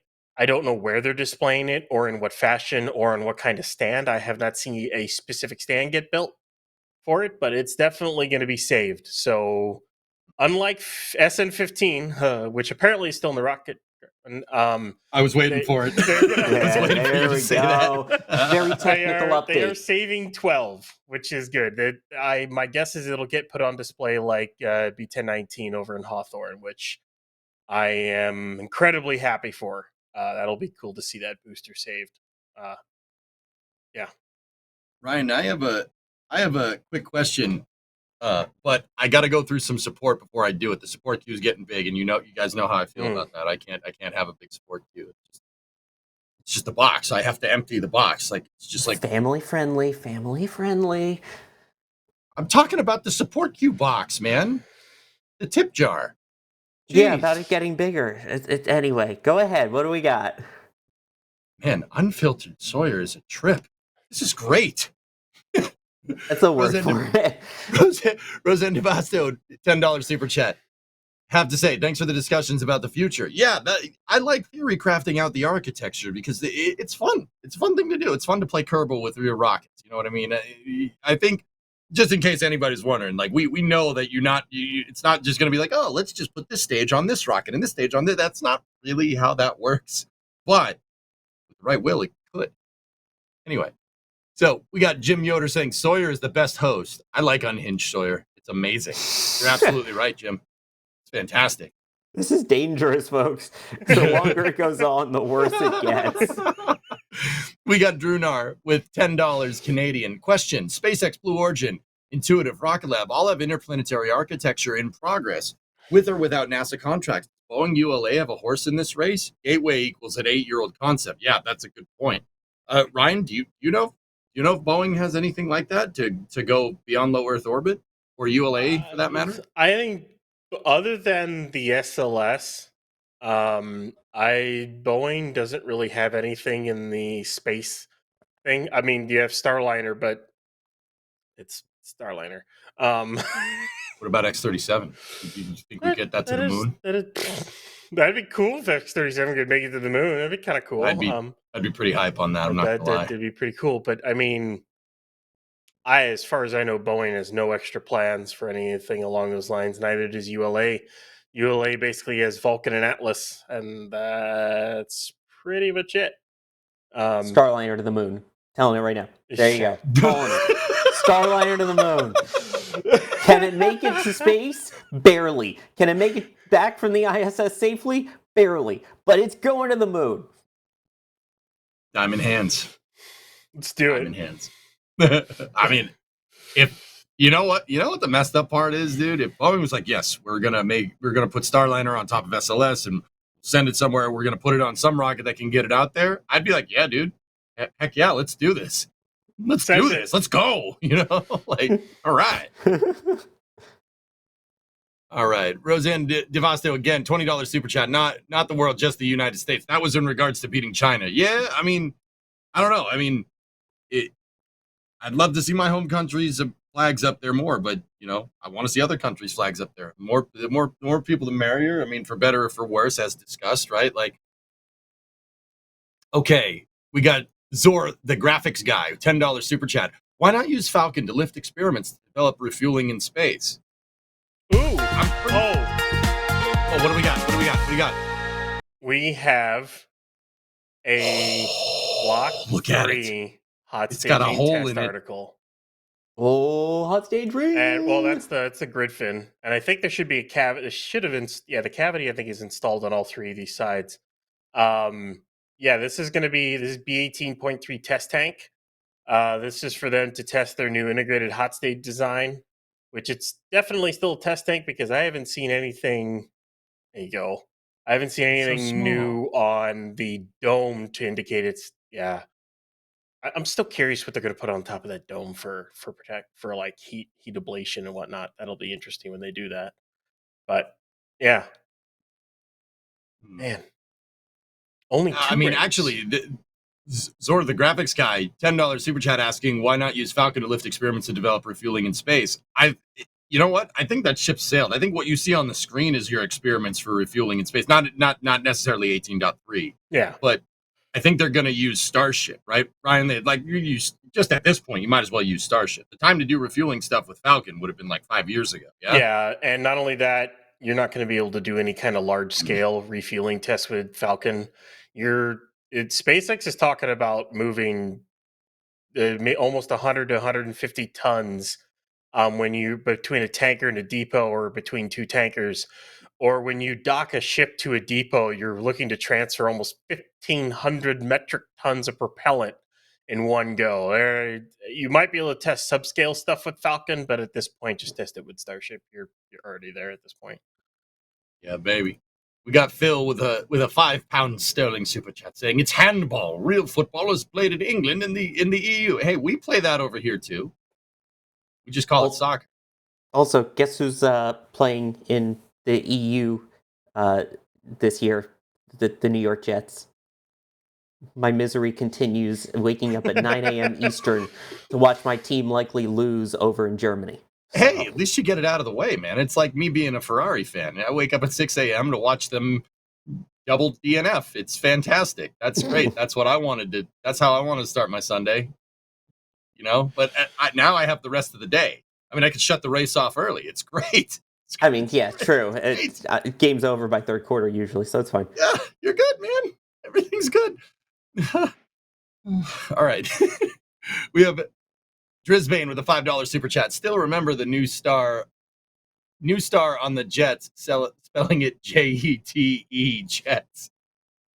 Yeah, for those who don't know, there's a full chant, Jets, Jets, Jets, and yes, there's hand motions that go with it. I'm sorry, I was tortured as a child in sports. I had a loving childhood. I was never physically tortured. I was just sports tortured. Still am. All right, By the way, Telstar 86 with a £5 super chat. The only Super Bowl I care about is the one where they saved a dolphin for the halftime show. You know. All right. Maybe, All right. all right. Maybe if there's enough support, I'll consider showing. I posted something in the back channel. It is me as a Jets fan at 1 year old. So There you go. if chat's interested, maybe I'll be willing to show it. Do we need like one of those gold things? Instead of Jack singing, it's Baby Sawyer as a Jets fan. I don't know if that's how those work, but So- yeah, anyway. we could do that. If we get this amount of likes, wait, how do we measure that? I don't know. That's hit the a thumbs Kevin up question. button. We're done. Kevin! All right. Anyway, Drew Nar with a $2 super chat. Static Fire Booster 17 to send the OLM into oblivion. I don't hate that idea, but I think I want to save the tower. There's a Baby Sawyer pick goal. Do you want, I mean, it is a quick, do you want my idea for taking the OLM out? It's completely overkill and it would look amazing, but it would also take the tower with it. But it's my demo idea for the OLM. If you want to hear it. What do you got? All right. Drill under the plate. Okay. Dig under the plate. Place about 10 to 20,000 pounds of ANFO under it. Then you place explosives along the transverse supports of the OLM ring. Put shape charges on the tower base because, I mean, it's already going to take the tower out anyways. Might as well do that. So you set the tower to collapse into the wetlands. You blow it under the plate and use the water deluge plate as a pusher to knock the OLM ring into the air and fling it. So you want a manhole cover the OLM ring? Yes. You like it? Little unhinged, but I kind of like it. That'd be kind of cool. Unhinged is the word for this particular flame trench. It's fair. Yep. Yeah. Well, I mean, that will inadvertently make a flame trench. It'll make a hole in the ground. They gotta get rid of that 4 meter thick foundation one way or the other. We got Jeff Rowe with gifted membership, gifted one red team membership. Thank you. And then Kemiel Kengan with €5 or €6 super chat. Baby Sawyer. Do. All right. I won't say more than that out of risk of, copyright stuff, but yeah, no, you get where I'm going. They'll get mad at you. It's funny because it sounds like baby shark. It's funny when you explain it. Yeah, no, explaining the joke surely makes it funnier, right? Absolutely. Cool. I gotta say this. Just looking at what's on screen, I kind of envy those Giga Bay Foundation workers right now. They just get to stand right next to this testing. Pretty cool, man. And there's only one dome in it right now. My guess is they're going to add a dome below, and it'll make it around 11 rings tall, which will basically be B14.1 again. My expectation is that they will make it that tall, and then they'll go ahead and stick it in the torture chamber. What I call it, the really advanced can crusher test stand. Can crusher, yeah. Well, it does more than just crush it, but it does a lot. It twists it, pulls it, does a whole bunch of stuff to it. But I figure they'll do that. Can we call it Bop It? Because it twists it, pulls it, and bops the stage. Oh man. Yeah, I'm glad you're talking about the original, not the flick it, the spin it, the whatever, the throw it in the air. I don't know. But I'm calling it the Bop It test stand now. There you go. So that's what's happening, man. And then, depending on what they put on the bottom, which I think will be a booster, a makeshift boost Block 3 booster aft, I think, and this is just a theory, I think they will put it because basically they left the cavities open, so in theory they could install a grid fin in there. I think what they'll do is they'll make it tall enough with 11 rings that you can then stick it on pad B, put a grid fin or two on it, and do some slap testing. Maybe not Yeah. much, but we'll see. It's a maybe. Yeah. I mean, it's rolling. We are going to see very, very soon. So, okay, let's now that I got through the support, Ryan, you primed us on Starship. Okay, give us a little bit of a primer. Now, okay, fellas, I got a weird question. Right, this is another weird EJ question. Right, here we go. Let's do this. All right. Do you guys think that so they're moving 15.2? We saw the road closures on the Starbase website. They're moving that thing to the pad. It's going to the pad. Now, what are we going to do? What do you think they're going to do? RE ship 38, Ryan. Are they going to fire that booster, reconfigure the pad for ship testing with the the hot rodded transport stand plate, static fire 38, and then take it apart, reconfigure it back, then bring the booster back out? Then launch? Yeah. That's exactly what they're going to do. Massey's isn't think ready. Massey's is still a couple months away. People don't realize exactly what 36 did to it, and it also gave them a opportunity to redesign a few things for Massey's. They are redoing the entire electrical system. It's still running off generators. The last I checked, they still don't have power to the mains, and they're building a whole new fluids bunker for the pad. I mean, it's going to be a while before that static fire pad is in any sort of operation. They still don't even they haven't even started building a gantry yet in place to replace the one that got mangled from Ship 36's explosion. So 38 will get tested on pad A as well. They saved everything for the ship umbilical connector they had, and they also, of course, saved the stand. It's currently sitting in Sanchez over where they built the pad B OLM is where it's sitting right now. So that'll get rolled out once they're done with 15. They'll do the mods. They'll do 38's testing. Probably leave it up to make sure 38's good to go this time, rather than try to take it apart right away. Once they have verified 38 is good to go, or unless they need to do more with 38, then they'll reconvert it back and fly Flight 11 as quick as they can. And then after that, bye-bye Pad A, or at least in its current configuration. Okay, here's my crazy question. I wanted you to break it down. Here's the crazy question. You think they'll just send it with 38? You think they'll just put that booster out there, static fire it, put the hot ring on, send it with 38, or do you think they will reconfigure for another static fire? No, they'll test 38. No, no. You don't. If you don't test that and you run into a problem at staging and you lose that entire vehicle, that's a mishap investigation you then have to do. It's if you test it, make sure it's good, and then you get 38 all the way to the Indian Ocean again, and this time it's survives a little bit better, or you can do some other heat shield experiments on it. You make sure that you get that thing to Seco again. The morale, I can only imagine what the morale was at SpaceX losing that many ships in a row. I mean, I personally would be down working. You work on it and you're constantly losing them. To finally get 37 to work as well as it did, you want to make sure 38 will do the same. You want it to work.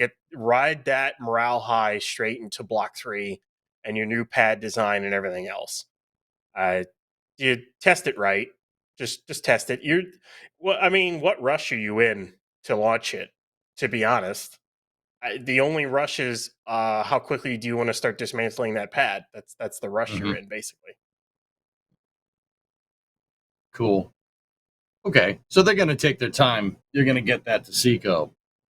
Do you think, Sawyer? I'm gonna ping this one off you here. Do you think that this is going to be a repeat of Flight 10? You think they're going to do the exact same thing?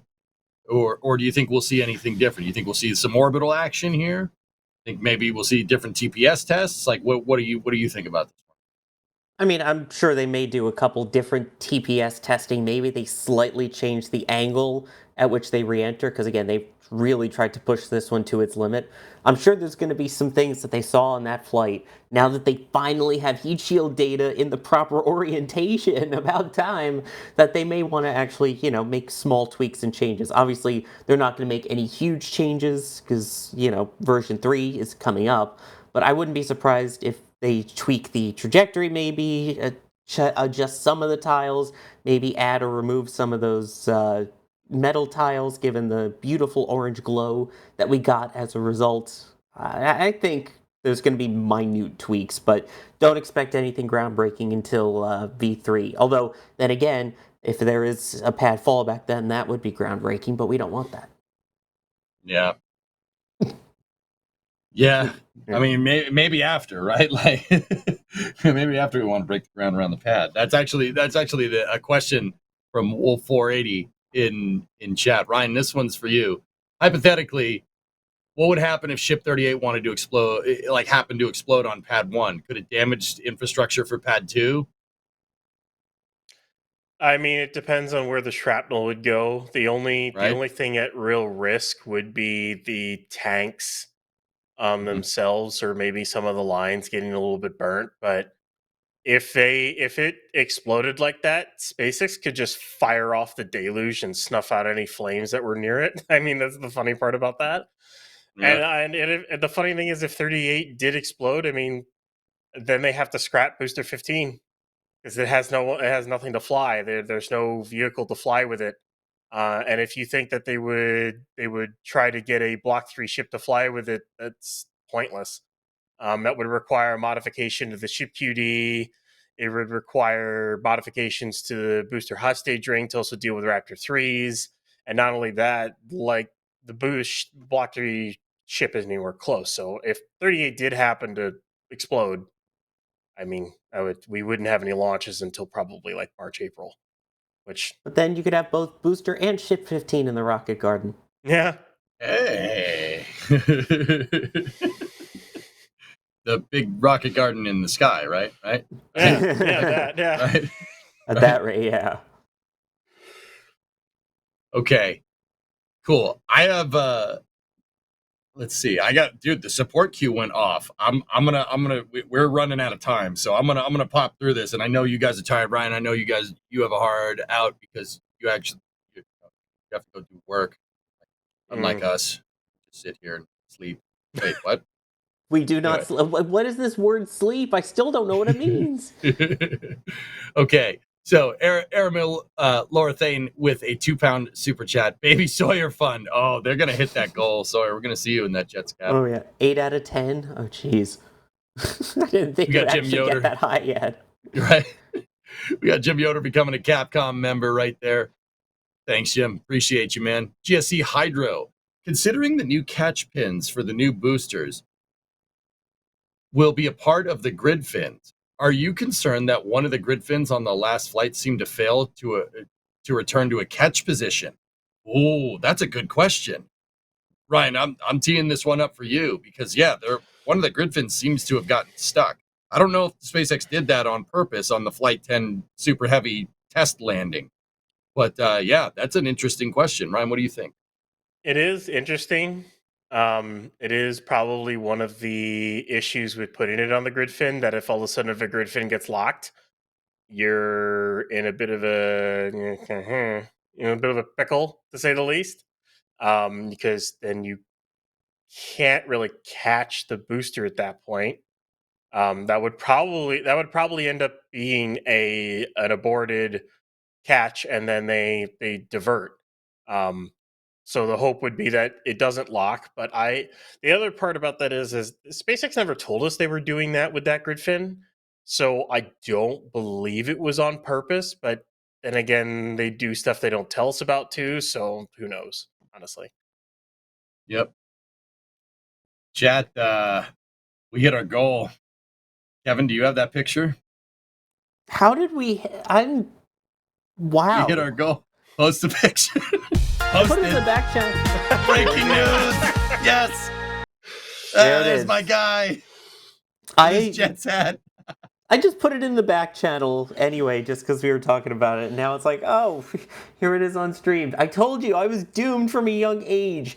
I think I was probably about a year old in this photo, maybe a little older. But Awesome. yeah, that's me and my dad with the old, which is now back to the current Jets logo on the hats, actually. I That's do like the old Jets logo, man. which It's is better. Which, good. I mean, that's the new one now. But yeah, there it is. Jets, Jets. I was doomed from the beginning. Still doomed to this day at this rate. I have to ask Chris B if he's out there in Chris B land. Is Leeds a better football team than the Jets? Are you happy, chat? Are you happy? I'm happy. You don't have any photos of you, EJ, as a young Patriots fan, do you? No. I don't think so. I'd have to go find them. I mean, you guys got to remember when in my formative years, the Patriots were like they are now. They were very, very not good. When I was but a wee lad, they were also very, very terrible. I mean, that changed in 2001, but Also, I appreciate Drew Narset sending this photo to Child Protective Services. Time to good. stop. But yeah, my dad was a Jets season ticket holder for 40 years. I joined him for 10 or 12 of those years. And yeah, so it's great moments with my dad. That is my dad that was in the photo, by the way. I now get to take him to rocket launches. He took me to Jet games. I take him to rocket launches now, so it's great. You don't want to take him to a Jets game? Why not? Oh, we're going to the Jets Miami game this year. Don't worry. All we right. Still do. We still do. Yeah, man. All right. So. Heck yeah, dude. It's not as cool as Starship. You know, Starship usually puts on a better show. Although, then again, Starship and the Jets both know how to blow it.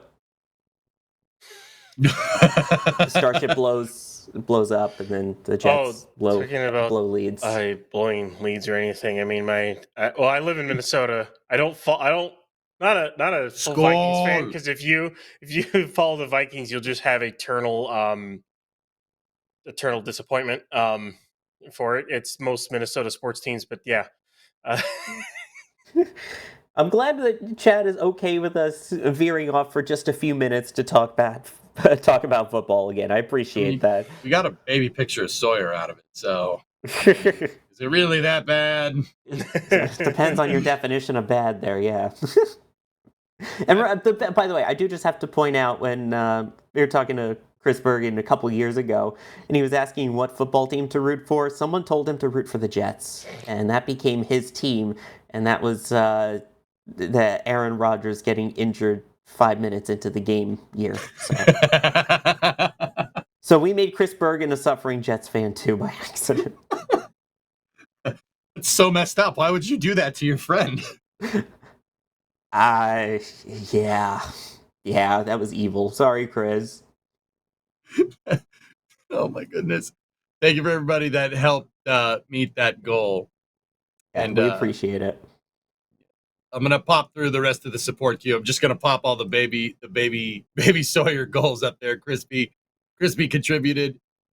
We got Jim Yoder with baby Sawyer. Oh, yeah. I had to say it different because Baby Sawyer. Oh. Crispy's gonna meet this goal today, Junior. Crispy said one for Aaron Goldner, who wants to see Baby Sawyer Jets fan. Right on. Crispy, you're working on it. Thank you very much. I'm gonna flash through these real quick. Clark, baby. Methane Man, Mr. Ford Bronco himself, with the $5 sip. Yep. Mm-hmm. Yep. Eric Fraser here for the baby pick. What's up, Eric? Jim Yoder, another to meet the fund. That's awesome. We got Ninja Decimator with a $5 for the gold. Let's go. And then I think oh man, we got I'm just gonna plow through the rest of the support queue. Jim Yoder with 5 Red Team memberships. Do appreciate that. Red Queen GTA WS6.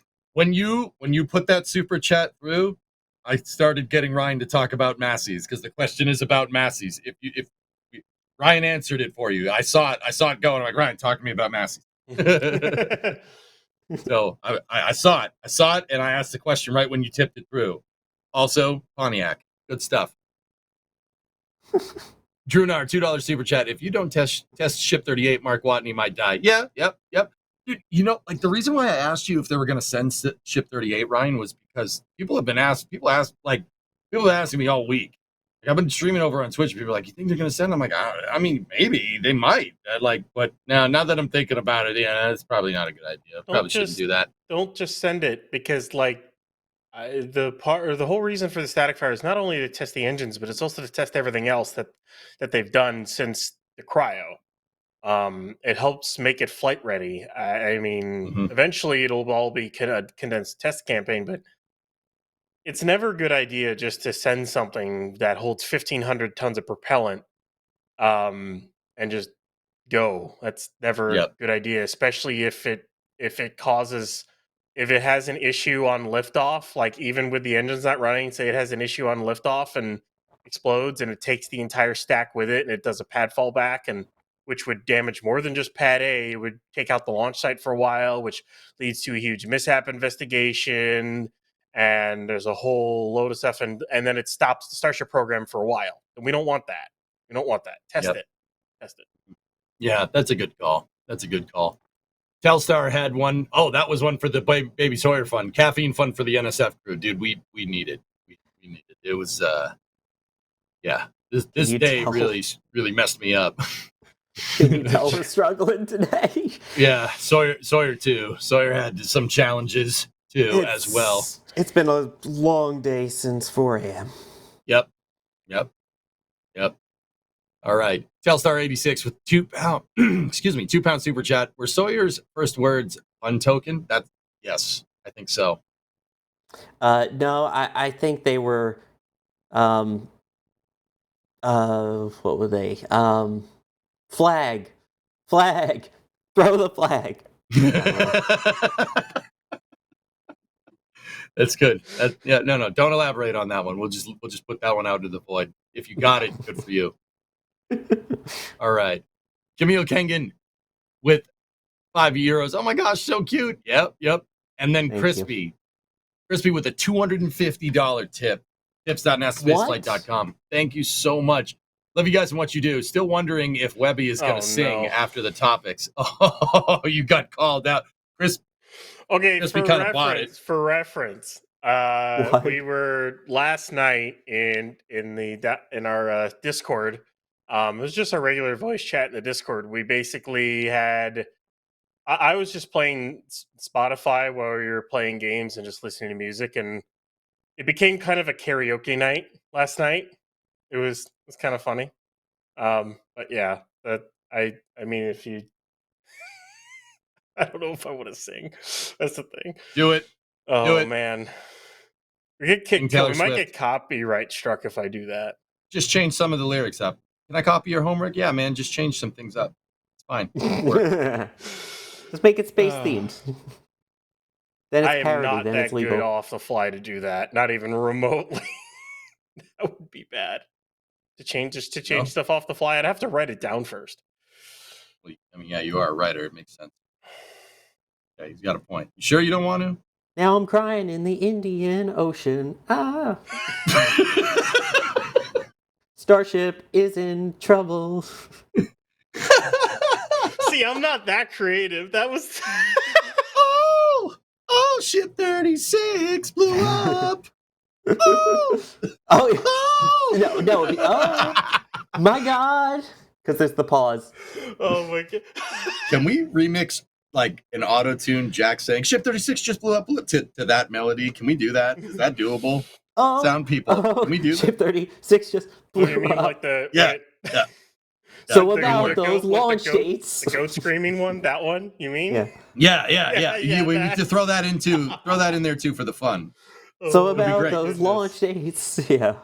So about those launch dates. Yes. This is diabolical. I love it. Oh, Or man, that's- Adele, can they static fire in the rain instead of set fire to the rain? You wanted Webby singing, you got me singing and baby pictures. Oh, Chris man. Bergen in the back channel wanted me to do Billy Joel, but, you know. Everybody's talking about the news, sound funny, but it's still space shuttle to everyone in Florida. Every rocket is space shuttle in Florida.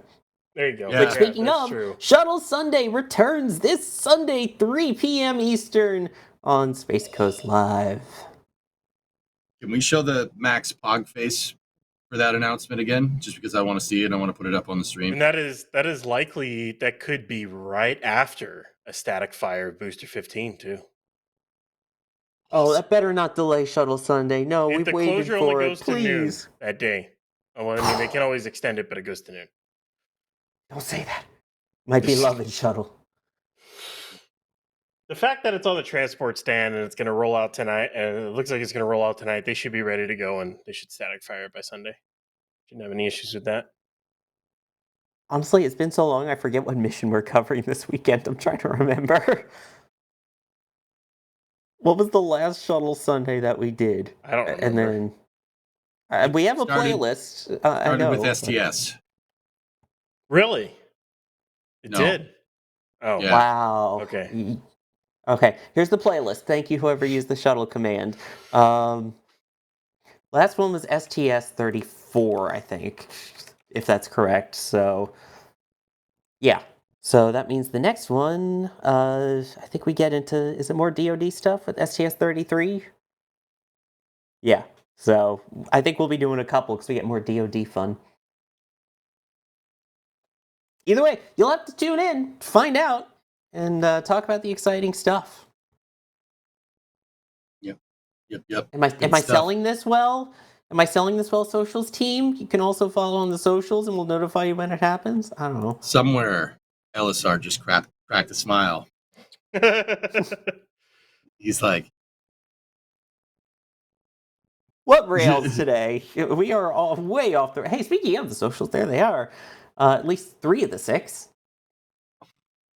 So yeah. Hey guys, there's LSR in the back channel. I gotta show Evan? you something. I gotta show you something. What's up? We have a really talented community. Oh no. Did you know that? Yes, we do. Now do. I'm scared at how talented they are.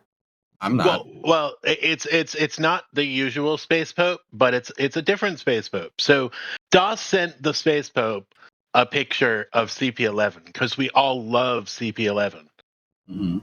right? Well, here's what Space Pope did with that. So Space Pope mocked it up. What the? Okay. Mhm. This is amazing. Right? But you want to know what's Yeah. even cooler? Do you make it fall down like during launch? Oh, Space What? Pope 3D printed a CP11. you can no Can- longer say can- I have no cameras. You have a 3D printed camera. Kevin, can you put that picture of Max making the pog face like back on the stream so I can convey my emotions correctly right now? Yes, here. Oh, that's awesome. Thank I you. love you had that on standby still. Yes, that's great. Sorry, I don't mean to backseat produce, but also I'm not gonna not put this picture up on a flame trench if I can help it. Hi, Max. Hi, I'm Bob. hosting Starlink I mean, with you. CP11 is a legendary camera. It's very legendary. It's done a lot. I mean, heck, it's giving us the views of the new hot staging ring right now, and a hot staging article. So yeah, Mhm. Oh, do we want to look at Starbase? Is there? I was just You're was the just producer. You saying do it. that I'm thank- not I was going to tell you. just saying. Thanks to CP11, we have this view. That's what I was saying. we And love we also CP11. got Yeah. a shot of a nice F-150 there, boy. I tell you what. Yeah. What? Uh-huh. Huh? What? No, nothing. Dude, I got my tank watching hat on. I'm just saying. Yeah. NSF trucker tank watcher hat. It's a Richardson. It's pretty good. Pretty good. Mm-hmm. Yeah, I would say so. Yeah, it's shop.nasastspaceflight.com. It's great. Yeah. Seriously though. Your trucker. Wait, Like, it's keying out. okay. I think it keyed out the Texas Yeah, Tech it keyed out a little bit, but I'm not like super big on like plugging merch, but this is a Richardson hat. These hats are amazing. They're really good. Really, really, really nice hats. I have a lot of Richardsons. They're very good. Very good. Space- So you can get an NSF Richardson hat. Richardson trucker cap. Pretty good. By the way, Yeah, Space funny. Pope says that the tripod works too. Ooh. Wait, really? Per Space Pope in chat, the tripod works too. That's amazing. Huh. Now it needs. Probably is it a real I camera? need that for the cape. I need a better tripod then. Oh, it does. Space Pope sent me pictures of the tripod. I'll download those really quick. Hold on. Like the tripod closed up and. A reminder, coming up in about 15-ish minutes is the real news.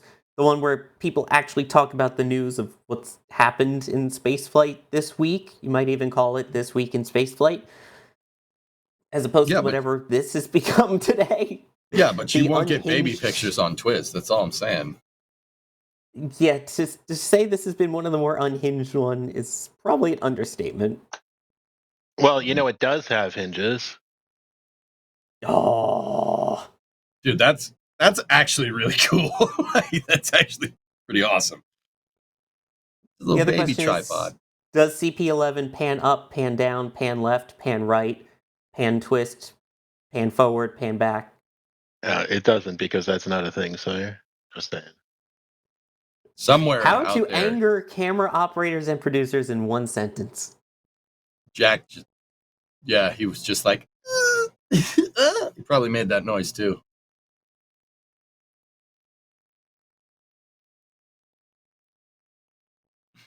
But does it actually pan, tilt, and roll and all of that, or?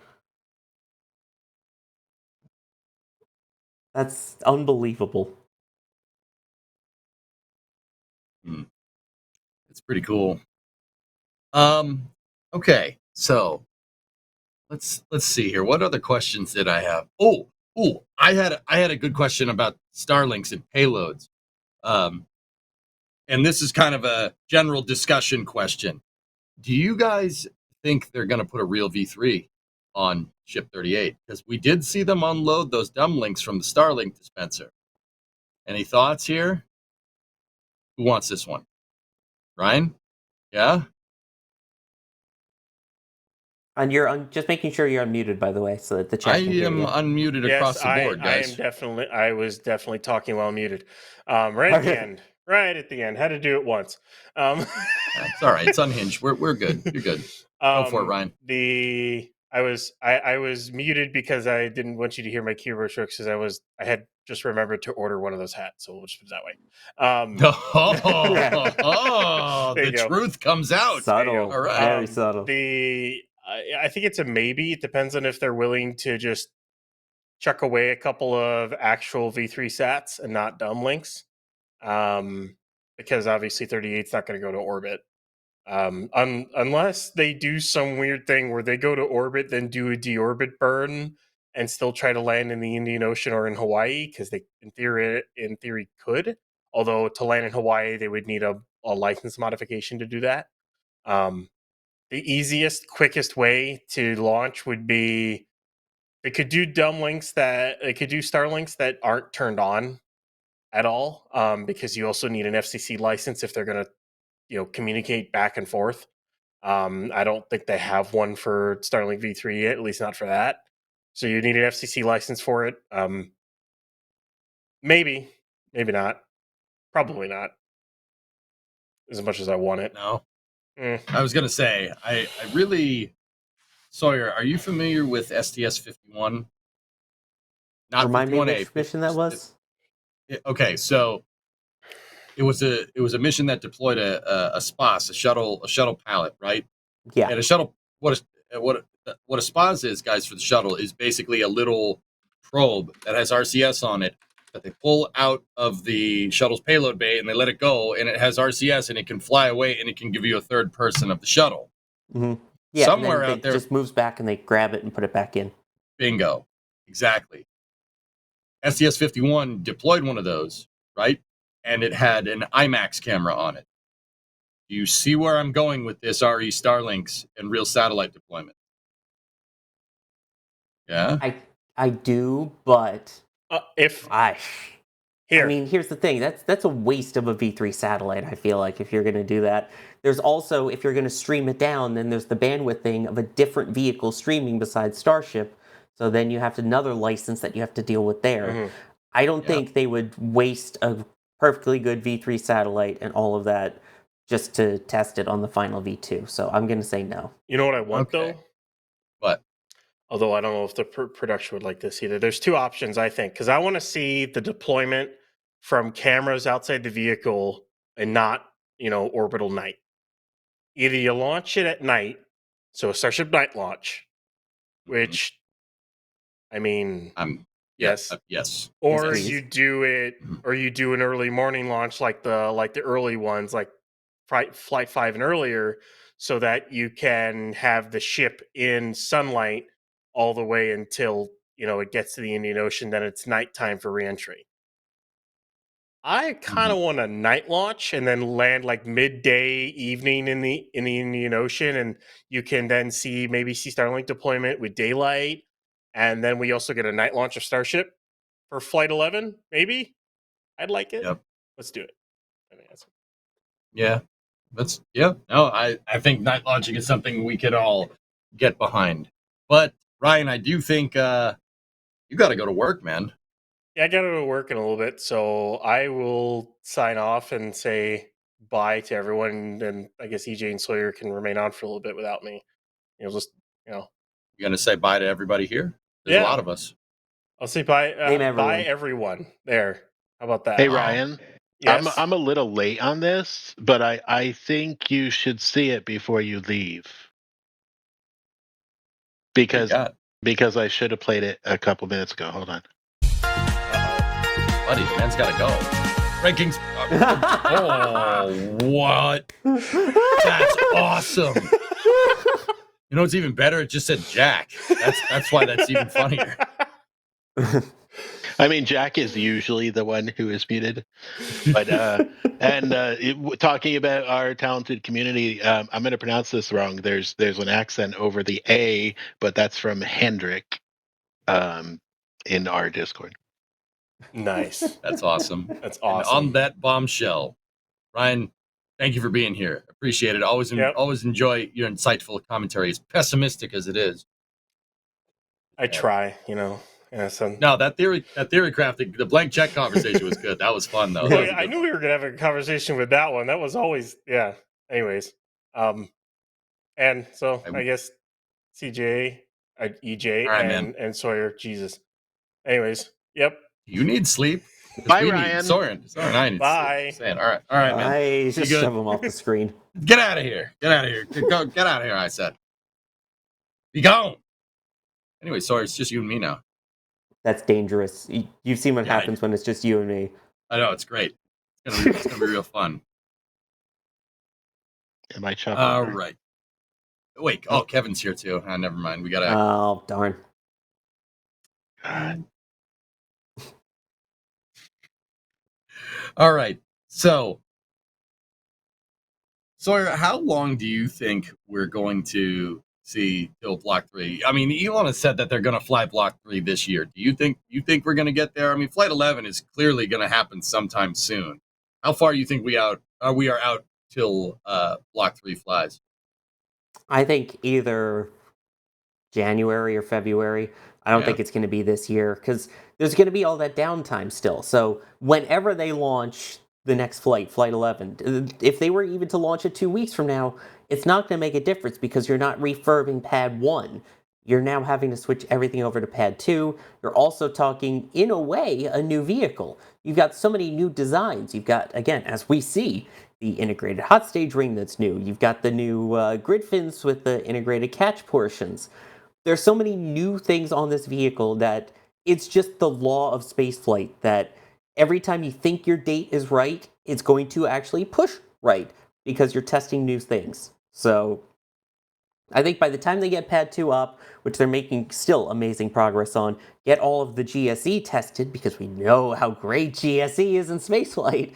I love that. And then get all the new everything. stuff tested, I think we're looking at January or February. Yeah. As much as I want to say this year, that's pretty much probably how it's gonna be looking. That's gonna be one heck of a dry spell. What are we gonna do? I mean, we've had long dry spells because of things going kaboom, so Yeah. not the worst. Yeah, you're right. Yeah, you know what? You know what? In my mind, 2026 is like, oh, that's 2026. Oh, that's so far away. It's not. Yeah, it's not. It's September. September already. Dude, it's not. That's not that far. That's a good point. Oh no. I know. I know. What happened? Where'd I the summer don't know. go? Where'd the summer go, man? Jeez. Who All right. knows? We got a little bit more support here. I'm going to plug through it. Camille Kengan again with €6. Going to make that remix tomorrow, or at least try to. Oh, Camille, you are my hero. Thank you very much. Please do that. Echo Deal with $5 super chat. What type of ice cream do you use for a shuttle sundae? All of them.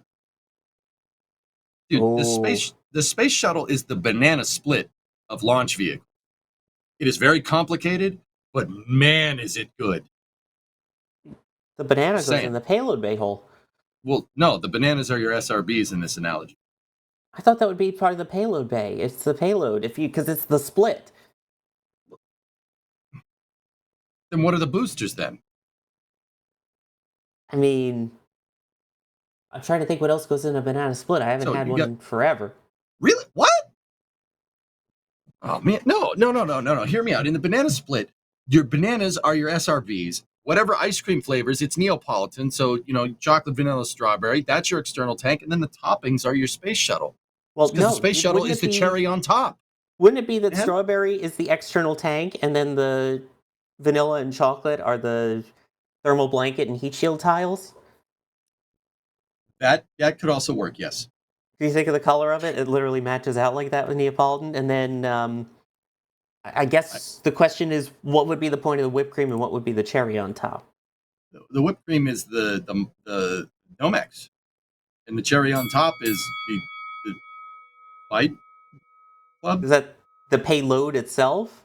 Yeah, I mean, I'd say the shuttle is the cherry on top, not the payload. Just saying. Shuttle is not a cherry.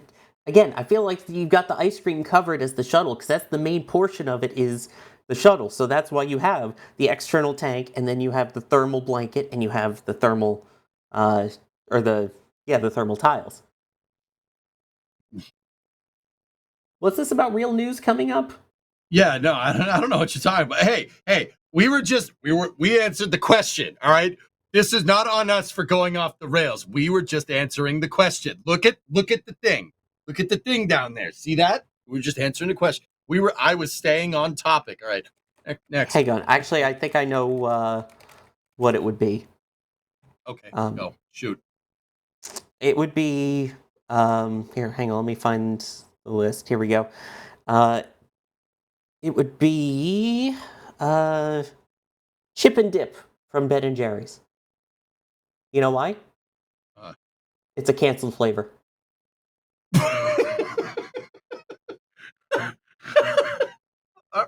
The shuttle didn't get canceled. It got retired. Okay, it got retired.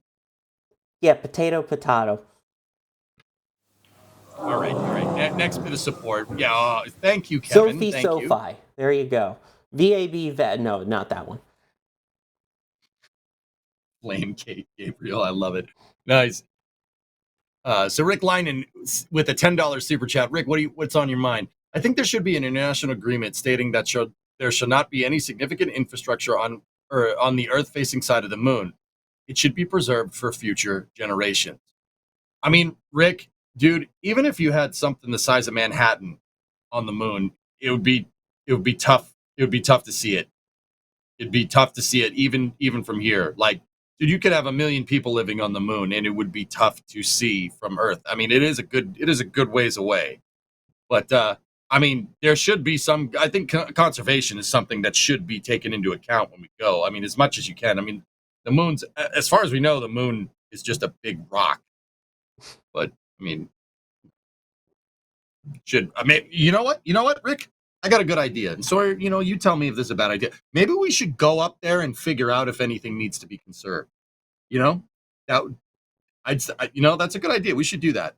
Nah, terrible idea. We should just hang in the space station above it because Bridenstine and Gateway. Yeah. No. Yeah, no.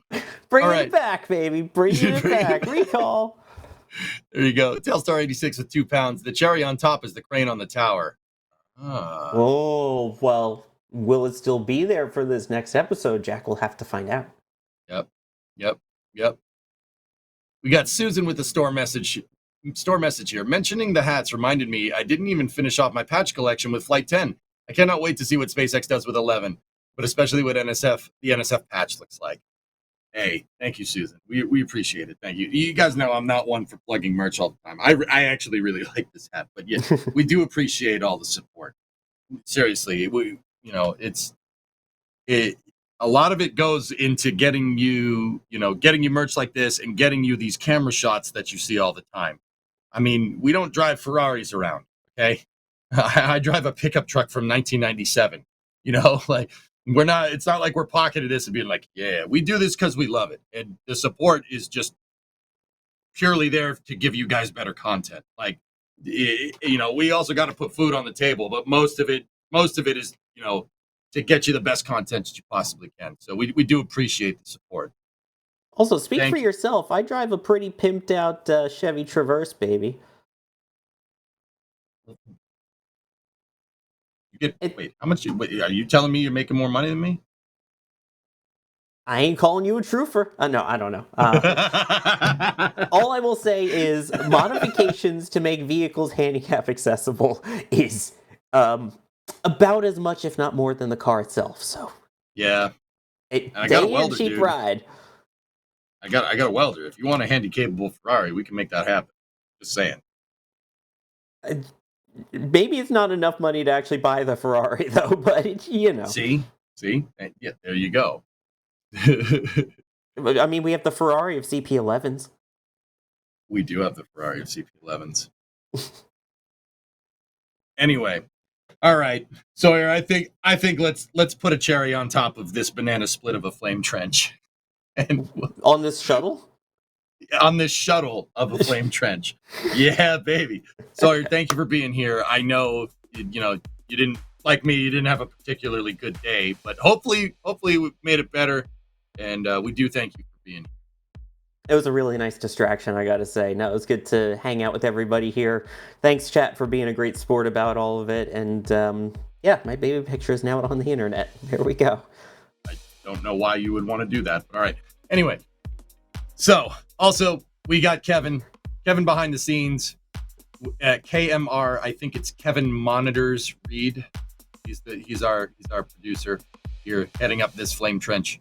We do thank everybody that contributes. We got the list of all the memberships for YouTube. We do appreciate all that. And then NSF is on all types of socials. We're on every type of social you can. LSR, I didn't forget. There you go. Kevin, your name was spelled wrong. It was spelled R-E-E-D, isn't it? R-E-I-D? Oh. No. No. Just flat no. Someone misspelled it. Thank you to all the launch directors. Thank you to all the flight engineers. We do appreciate, guys. We appreciate all your support once again. I just thanked everybody, so we're good. Unless you want me to thank you again, I'll thank you till I'm blue in the face. It's fine. But either way, we'll do that on another NSF Flame Trench next week. I am EJ. I stream on Twitch, and I've been your host with the most, the master of ceremonies, for the last 2 hours. And I hope you guys enjoy Twist, which is coming up right now. Kevin, roll us out, dude. And here we go.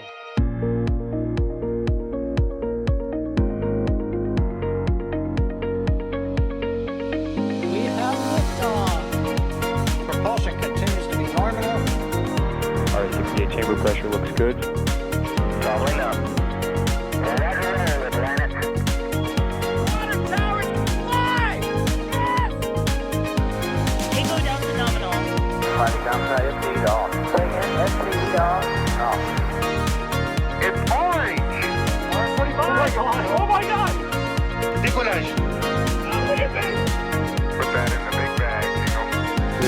43 unfolds to go. Indeed. We rise together back to the moon and beyond. This methane will be igniting in the flare, correct? Yikes. You bet. Sure. We don't need any more of these.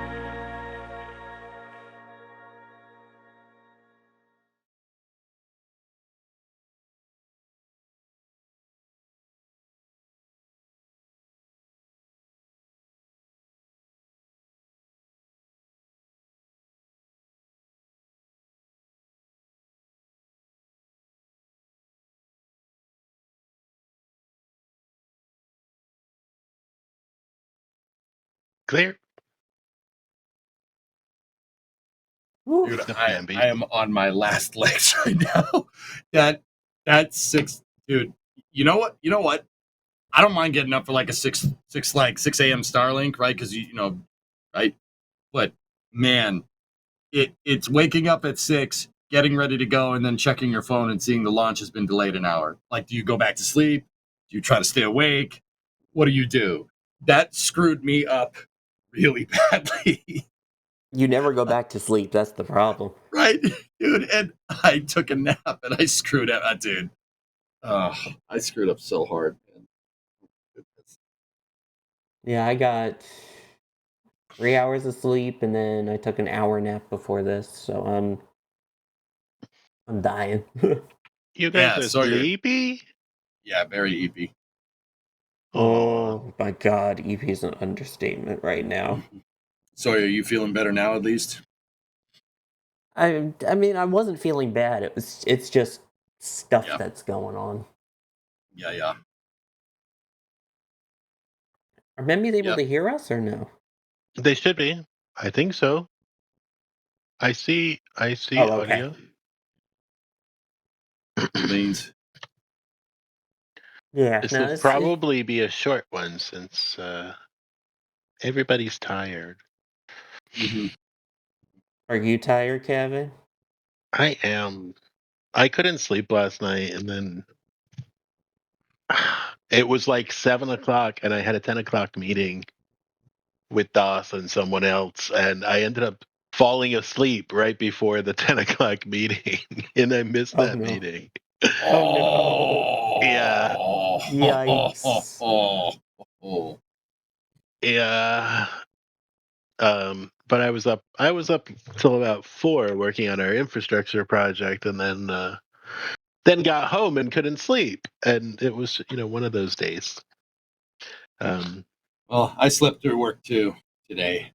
I went to take a nap and I came back. You know, I streamed for a little bit after the Starlink launch, and then I was like, guys, yeah, I'll be back. Nope, fell asleep. Fell asleep right through my alarms, Chad. I am so sorry. I'm so, dude. And by the time I did get out here, I'm like, I don't feel good at all. It was great. It's been a great day. Yeah. I don't even know what time zone I live on anymore. Yep. Wyoming. Yeah. Wyoming coast time. Yep.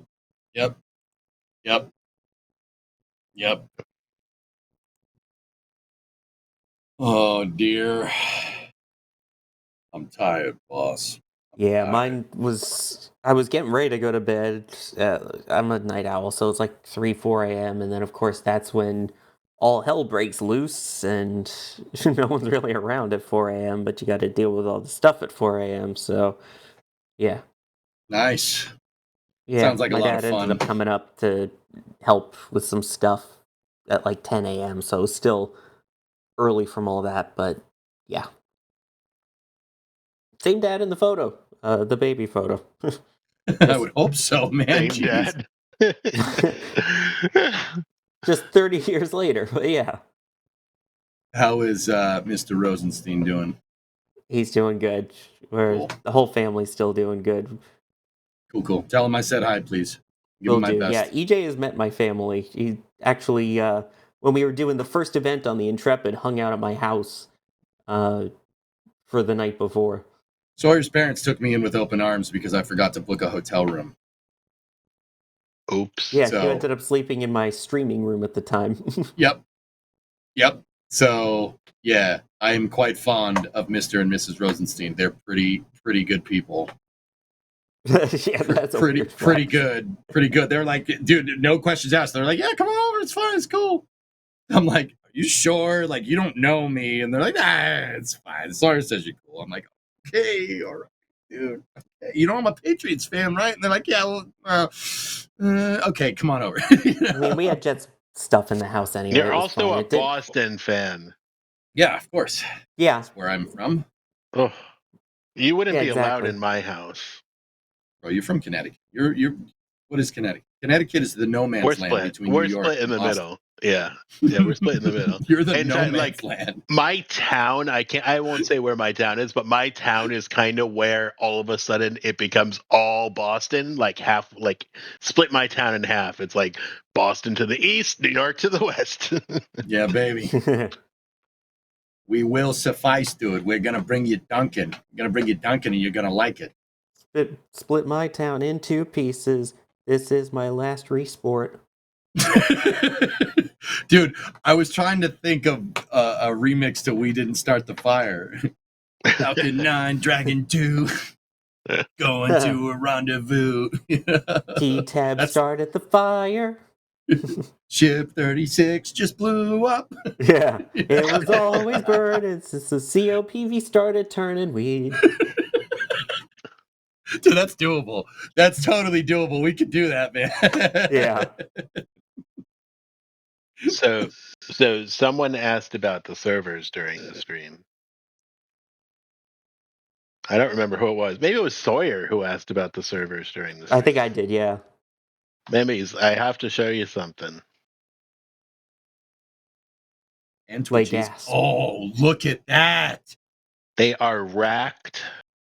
Last night I hooked up the public network and the private network. Dude, that rack is stacked. Awesome. Right? Oh yeah, we're not on YouTube. We can start showing racks now. Nice. We can show racks, yeah. Twitch is like, yeah, we like those. Hey, nice. They say nice rack. Yep. I'm not showing you the back. Who is that? Aramil? Sorry for pronouncing your name wrong if I did. The back is a mess, but I have a friend who is great at cable management and is going to come over and do the cable management for me. So is that I'm all not of your them, or are friend. there still more that are going to go in? So that's this phase. This phase is 7 servers. There's another server above that that you can't see. Yeah, but, you're right. This Twitch phase isn't is. good with that. Hold on. We didn't show the cable management, so it isn't against terms of service. So exactly. Yep, it's covered. It's covered up. We're good. No nip. I mean, cables.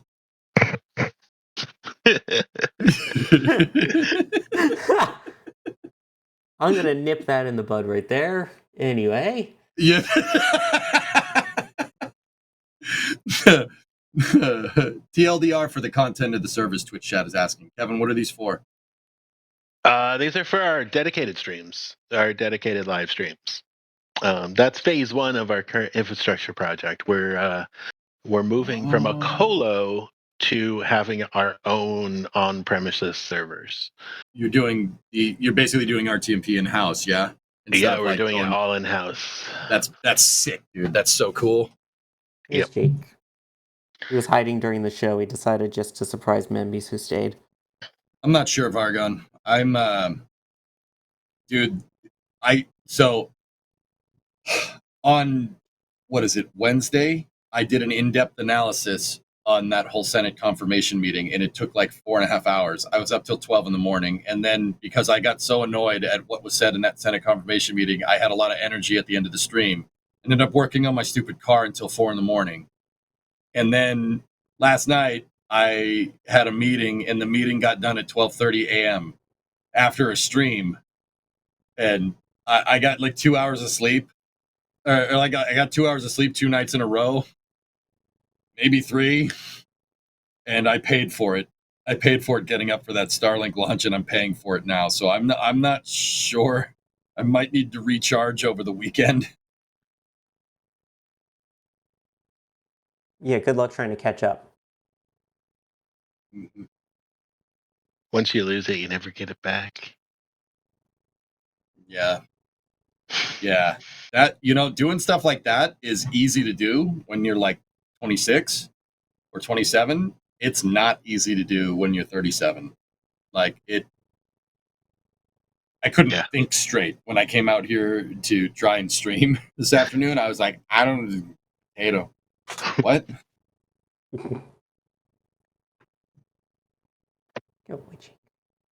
Titan won't allow that. Titan slept on me last night. God, not like head resting right here, like on me. And I was just like, I'm so tired. I don't feel like moving, so I'm just gonna try to sleep like this. Like, Oof, Jake, that was not graceful. Slipped off the desk into my lap. Not graceful. Look at that boy. Jake's a good boy. He's a good boy. Try He's 57. a long boy. I don't want to. Look, man, if I'm streaming 50 hours a week at 57, I'll be pretty happy. I'll be pretty happy with myself, dude. Oh, Vargon has the Titan emote. There you go. That's my boy. What have they done to my boy? God, I massacred my boy. God, I massacred my boy. Jake, I know it was you. You broke my heart, Jake. You broke my heart. He said you're staying in bed. That's exactly what dude, I don't know, man. The dog knows. What the? Why did I just look at preview and am what I wide? the hell am I looking at? I'm wide, EJ. Wait, and now you're on me. You're on my chest, dude. I don't. I'm trying to pick my nose. Yeah. Oh my god, I just realized that I can put you guys on top of each other. Hold on. Please do not do this on the internet. Please do not do this. He's chroma key. Stop it. Oh my god. I told you not to do this. You're sitting on Sawyer's lap. Oh wait, wrong side.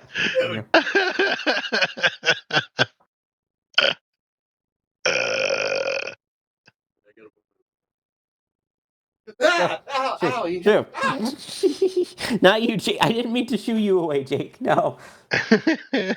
Sorry, guys. That was great. Can you bring wide EJ back? I like that. That was fun. You want wide EJ? Hold on. I liked wide. Wide EJ. Oops. Hold on. Okay, I got it.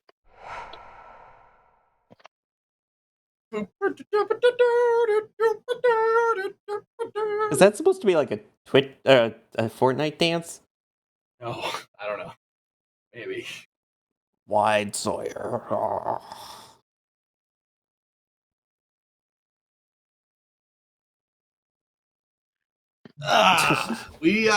So Kevin, we need next time Jack is here, we just need to do this to Jack while he's talking. We should do it for his cold open, and him not know that we're gonna do it. Yeah. Yep. That would be fun. Whoa. Wait, yeah, I'm looking the right way. Whoa. Hey man, how you doing? Hey, what's up? Nothing. I'm just enjoying company.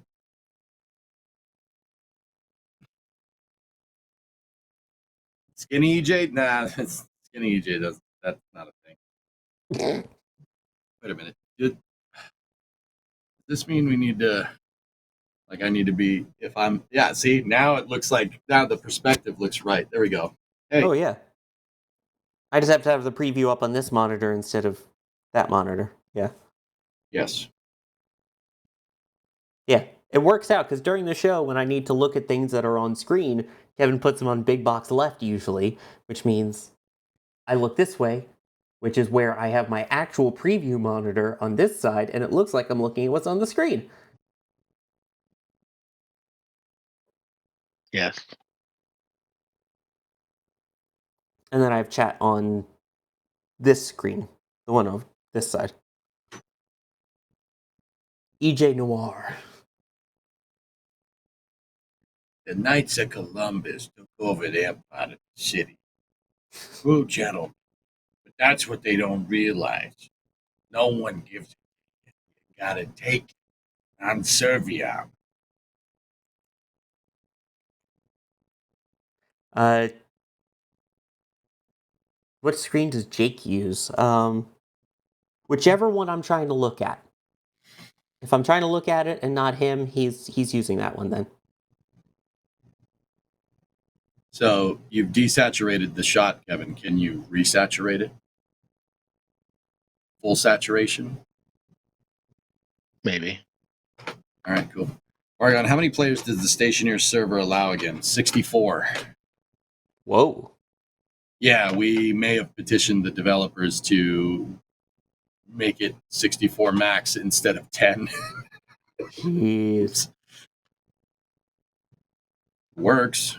It's quite Still stable, never played actually. Stationeers. Oh, Stationeers is great, man. I'll have to watch you play it so I can actually see what it is. So Stationeers is it's a survival game. Think like kind of like Minecraft survival. You got to go mine resources and stuff, but it's space oriented. So it's a Okay. so like you're in a spacesuit, right? But the cool thing about it is that it's a volumetric physics simulator. So like okay, it's in game. I mine the materials. You mine you mine out your materials. You refine them into ingots. You take the ingots, you put them into machines, and you make a base, right? If you make a volume, right? So like say you put up a base, you put up all the walls, you make the structure that needs to be pressurized. You got to handle the HVAC system. And what are you pressurizing it with? You got to find a way to get oxygen. You got to find a way to get nitrogen. And you got to pressurize it right. And if you want to make a pressurized volume, you have to have an HVAC system in there, right? You have to put nitrogen in there or else, that's the only way you take your spacesuit off, right? Inside Right. and stuff. And if it's a pure O2 environment and somebody like takes out a welding torch, for instance, that's the end of that. If you have a wire short in a pressurized structure, it'll blow up. Like if you overpressurize your furnace in the game, it'll blow up. Yeah, it's fun, man. It's a good game. There's electrical simulation in it. There's data coding. You can use logic to automate stuff. You can make airlocks and stuff. So it's like think about it. It's like playing The Martian, the video game. It's pretty fun, dude. Cool. Yeah, there's hydroponics. You can grow potatoes.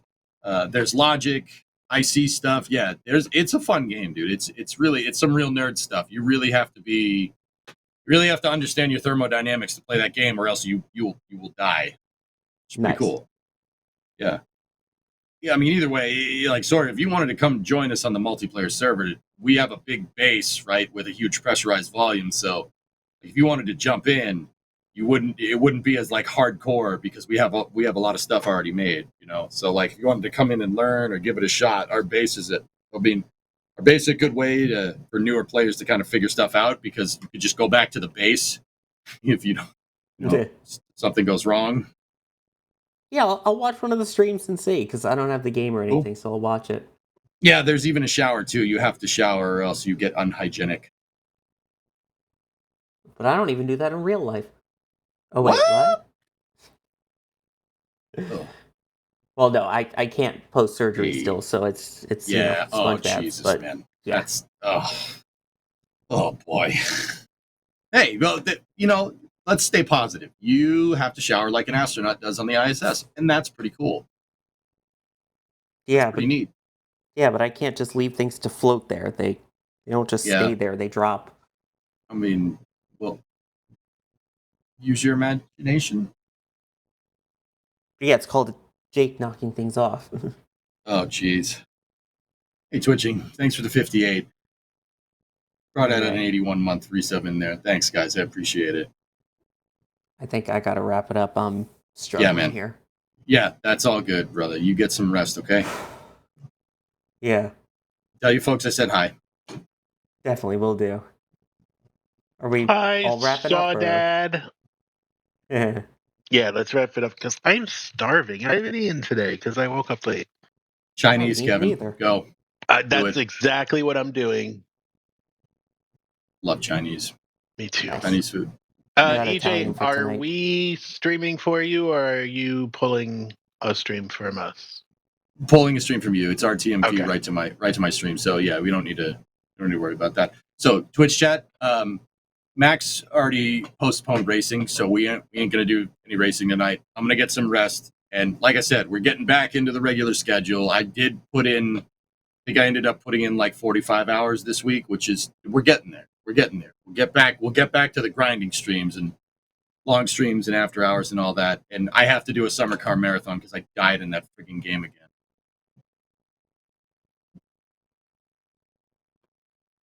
Yeah, Seakraken, you can ask your question. Go ahead. I'll answer it in chat over there because Kevin and Oh my Sawyer god, that is getting gassed. horrifying. Instead of boots and cats, it's pants and cats and pants and cats and pants. And all that like came from the server talking about butts and cats. I want some butts. Whoa! No, because I tried to cover Jake's butthole as we were going, and yeah. Oh. Members are like, it's members, it's not YouTube, it's fine. It's just Oh. instinctive when I'm on the air that I go for the cover. All right, dudes. Thanks, Twitch. Thanks, Membies. Let me know in chat when you want me to do a stream. I think I'm available now, but I don't know what we're gonna cover. What do you want to see? Let me know. All I right. want to see your cable management. My cable management is absolutely horrible. All right. Playing the outro. Bye-bye. And here we go.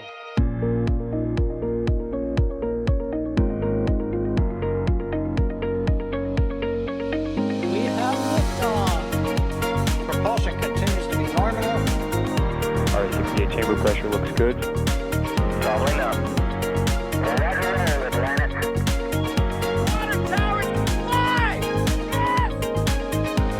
Tango down to nominal. Flight downside speed off. Say again, speed off. Off. It's orange! Oh my god! Oh my god! Decollage. Put that in the big bag, Eagle. 343 unfolds to go. Indeed. We rise together, back to the moon and beyond. This methane would be igniting in the flare, correct?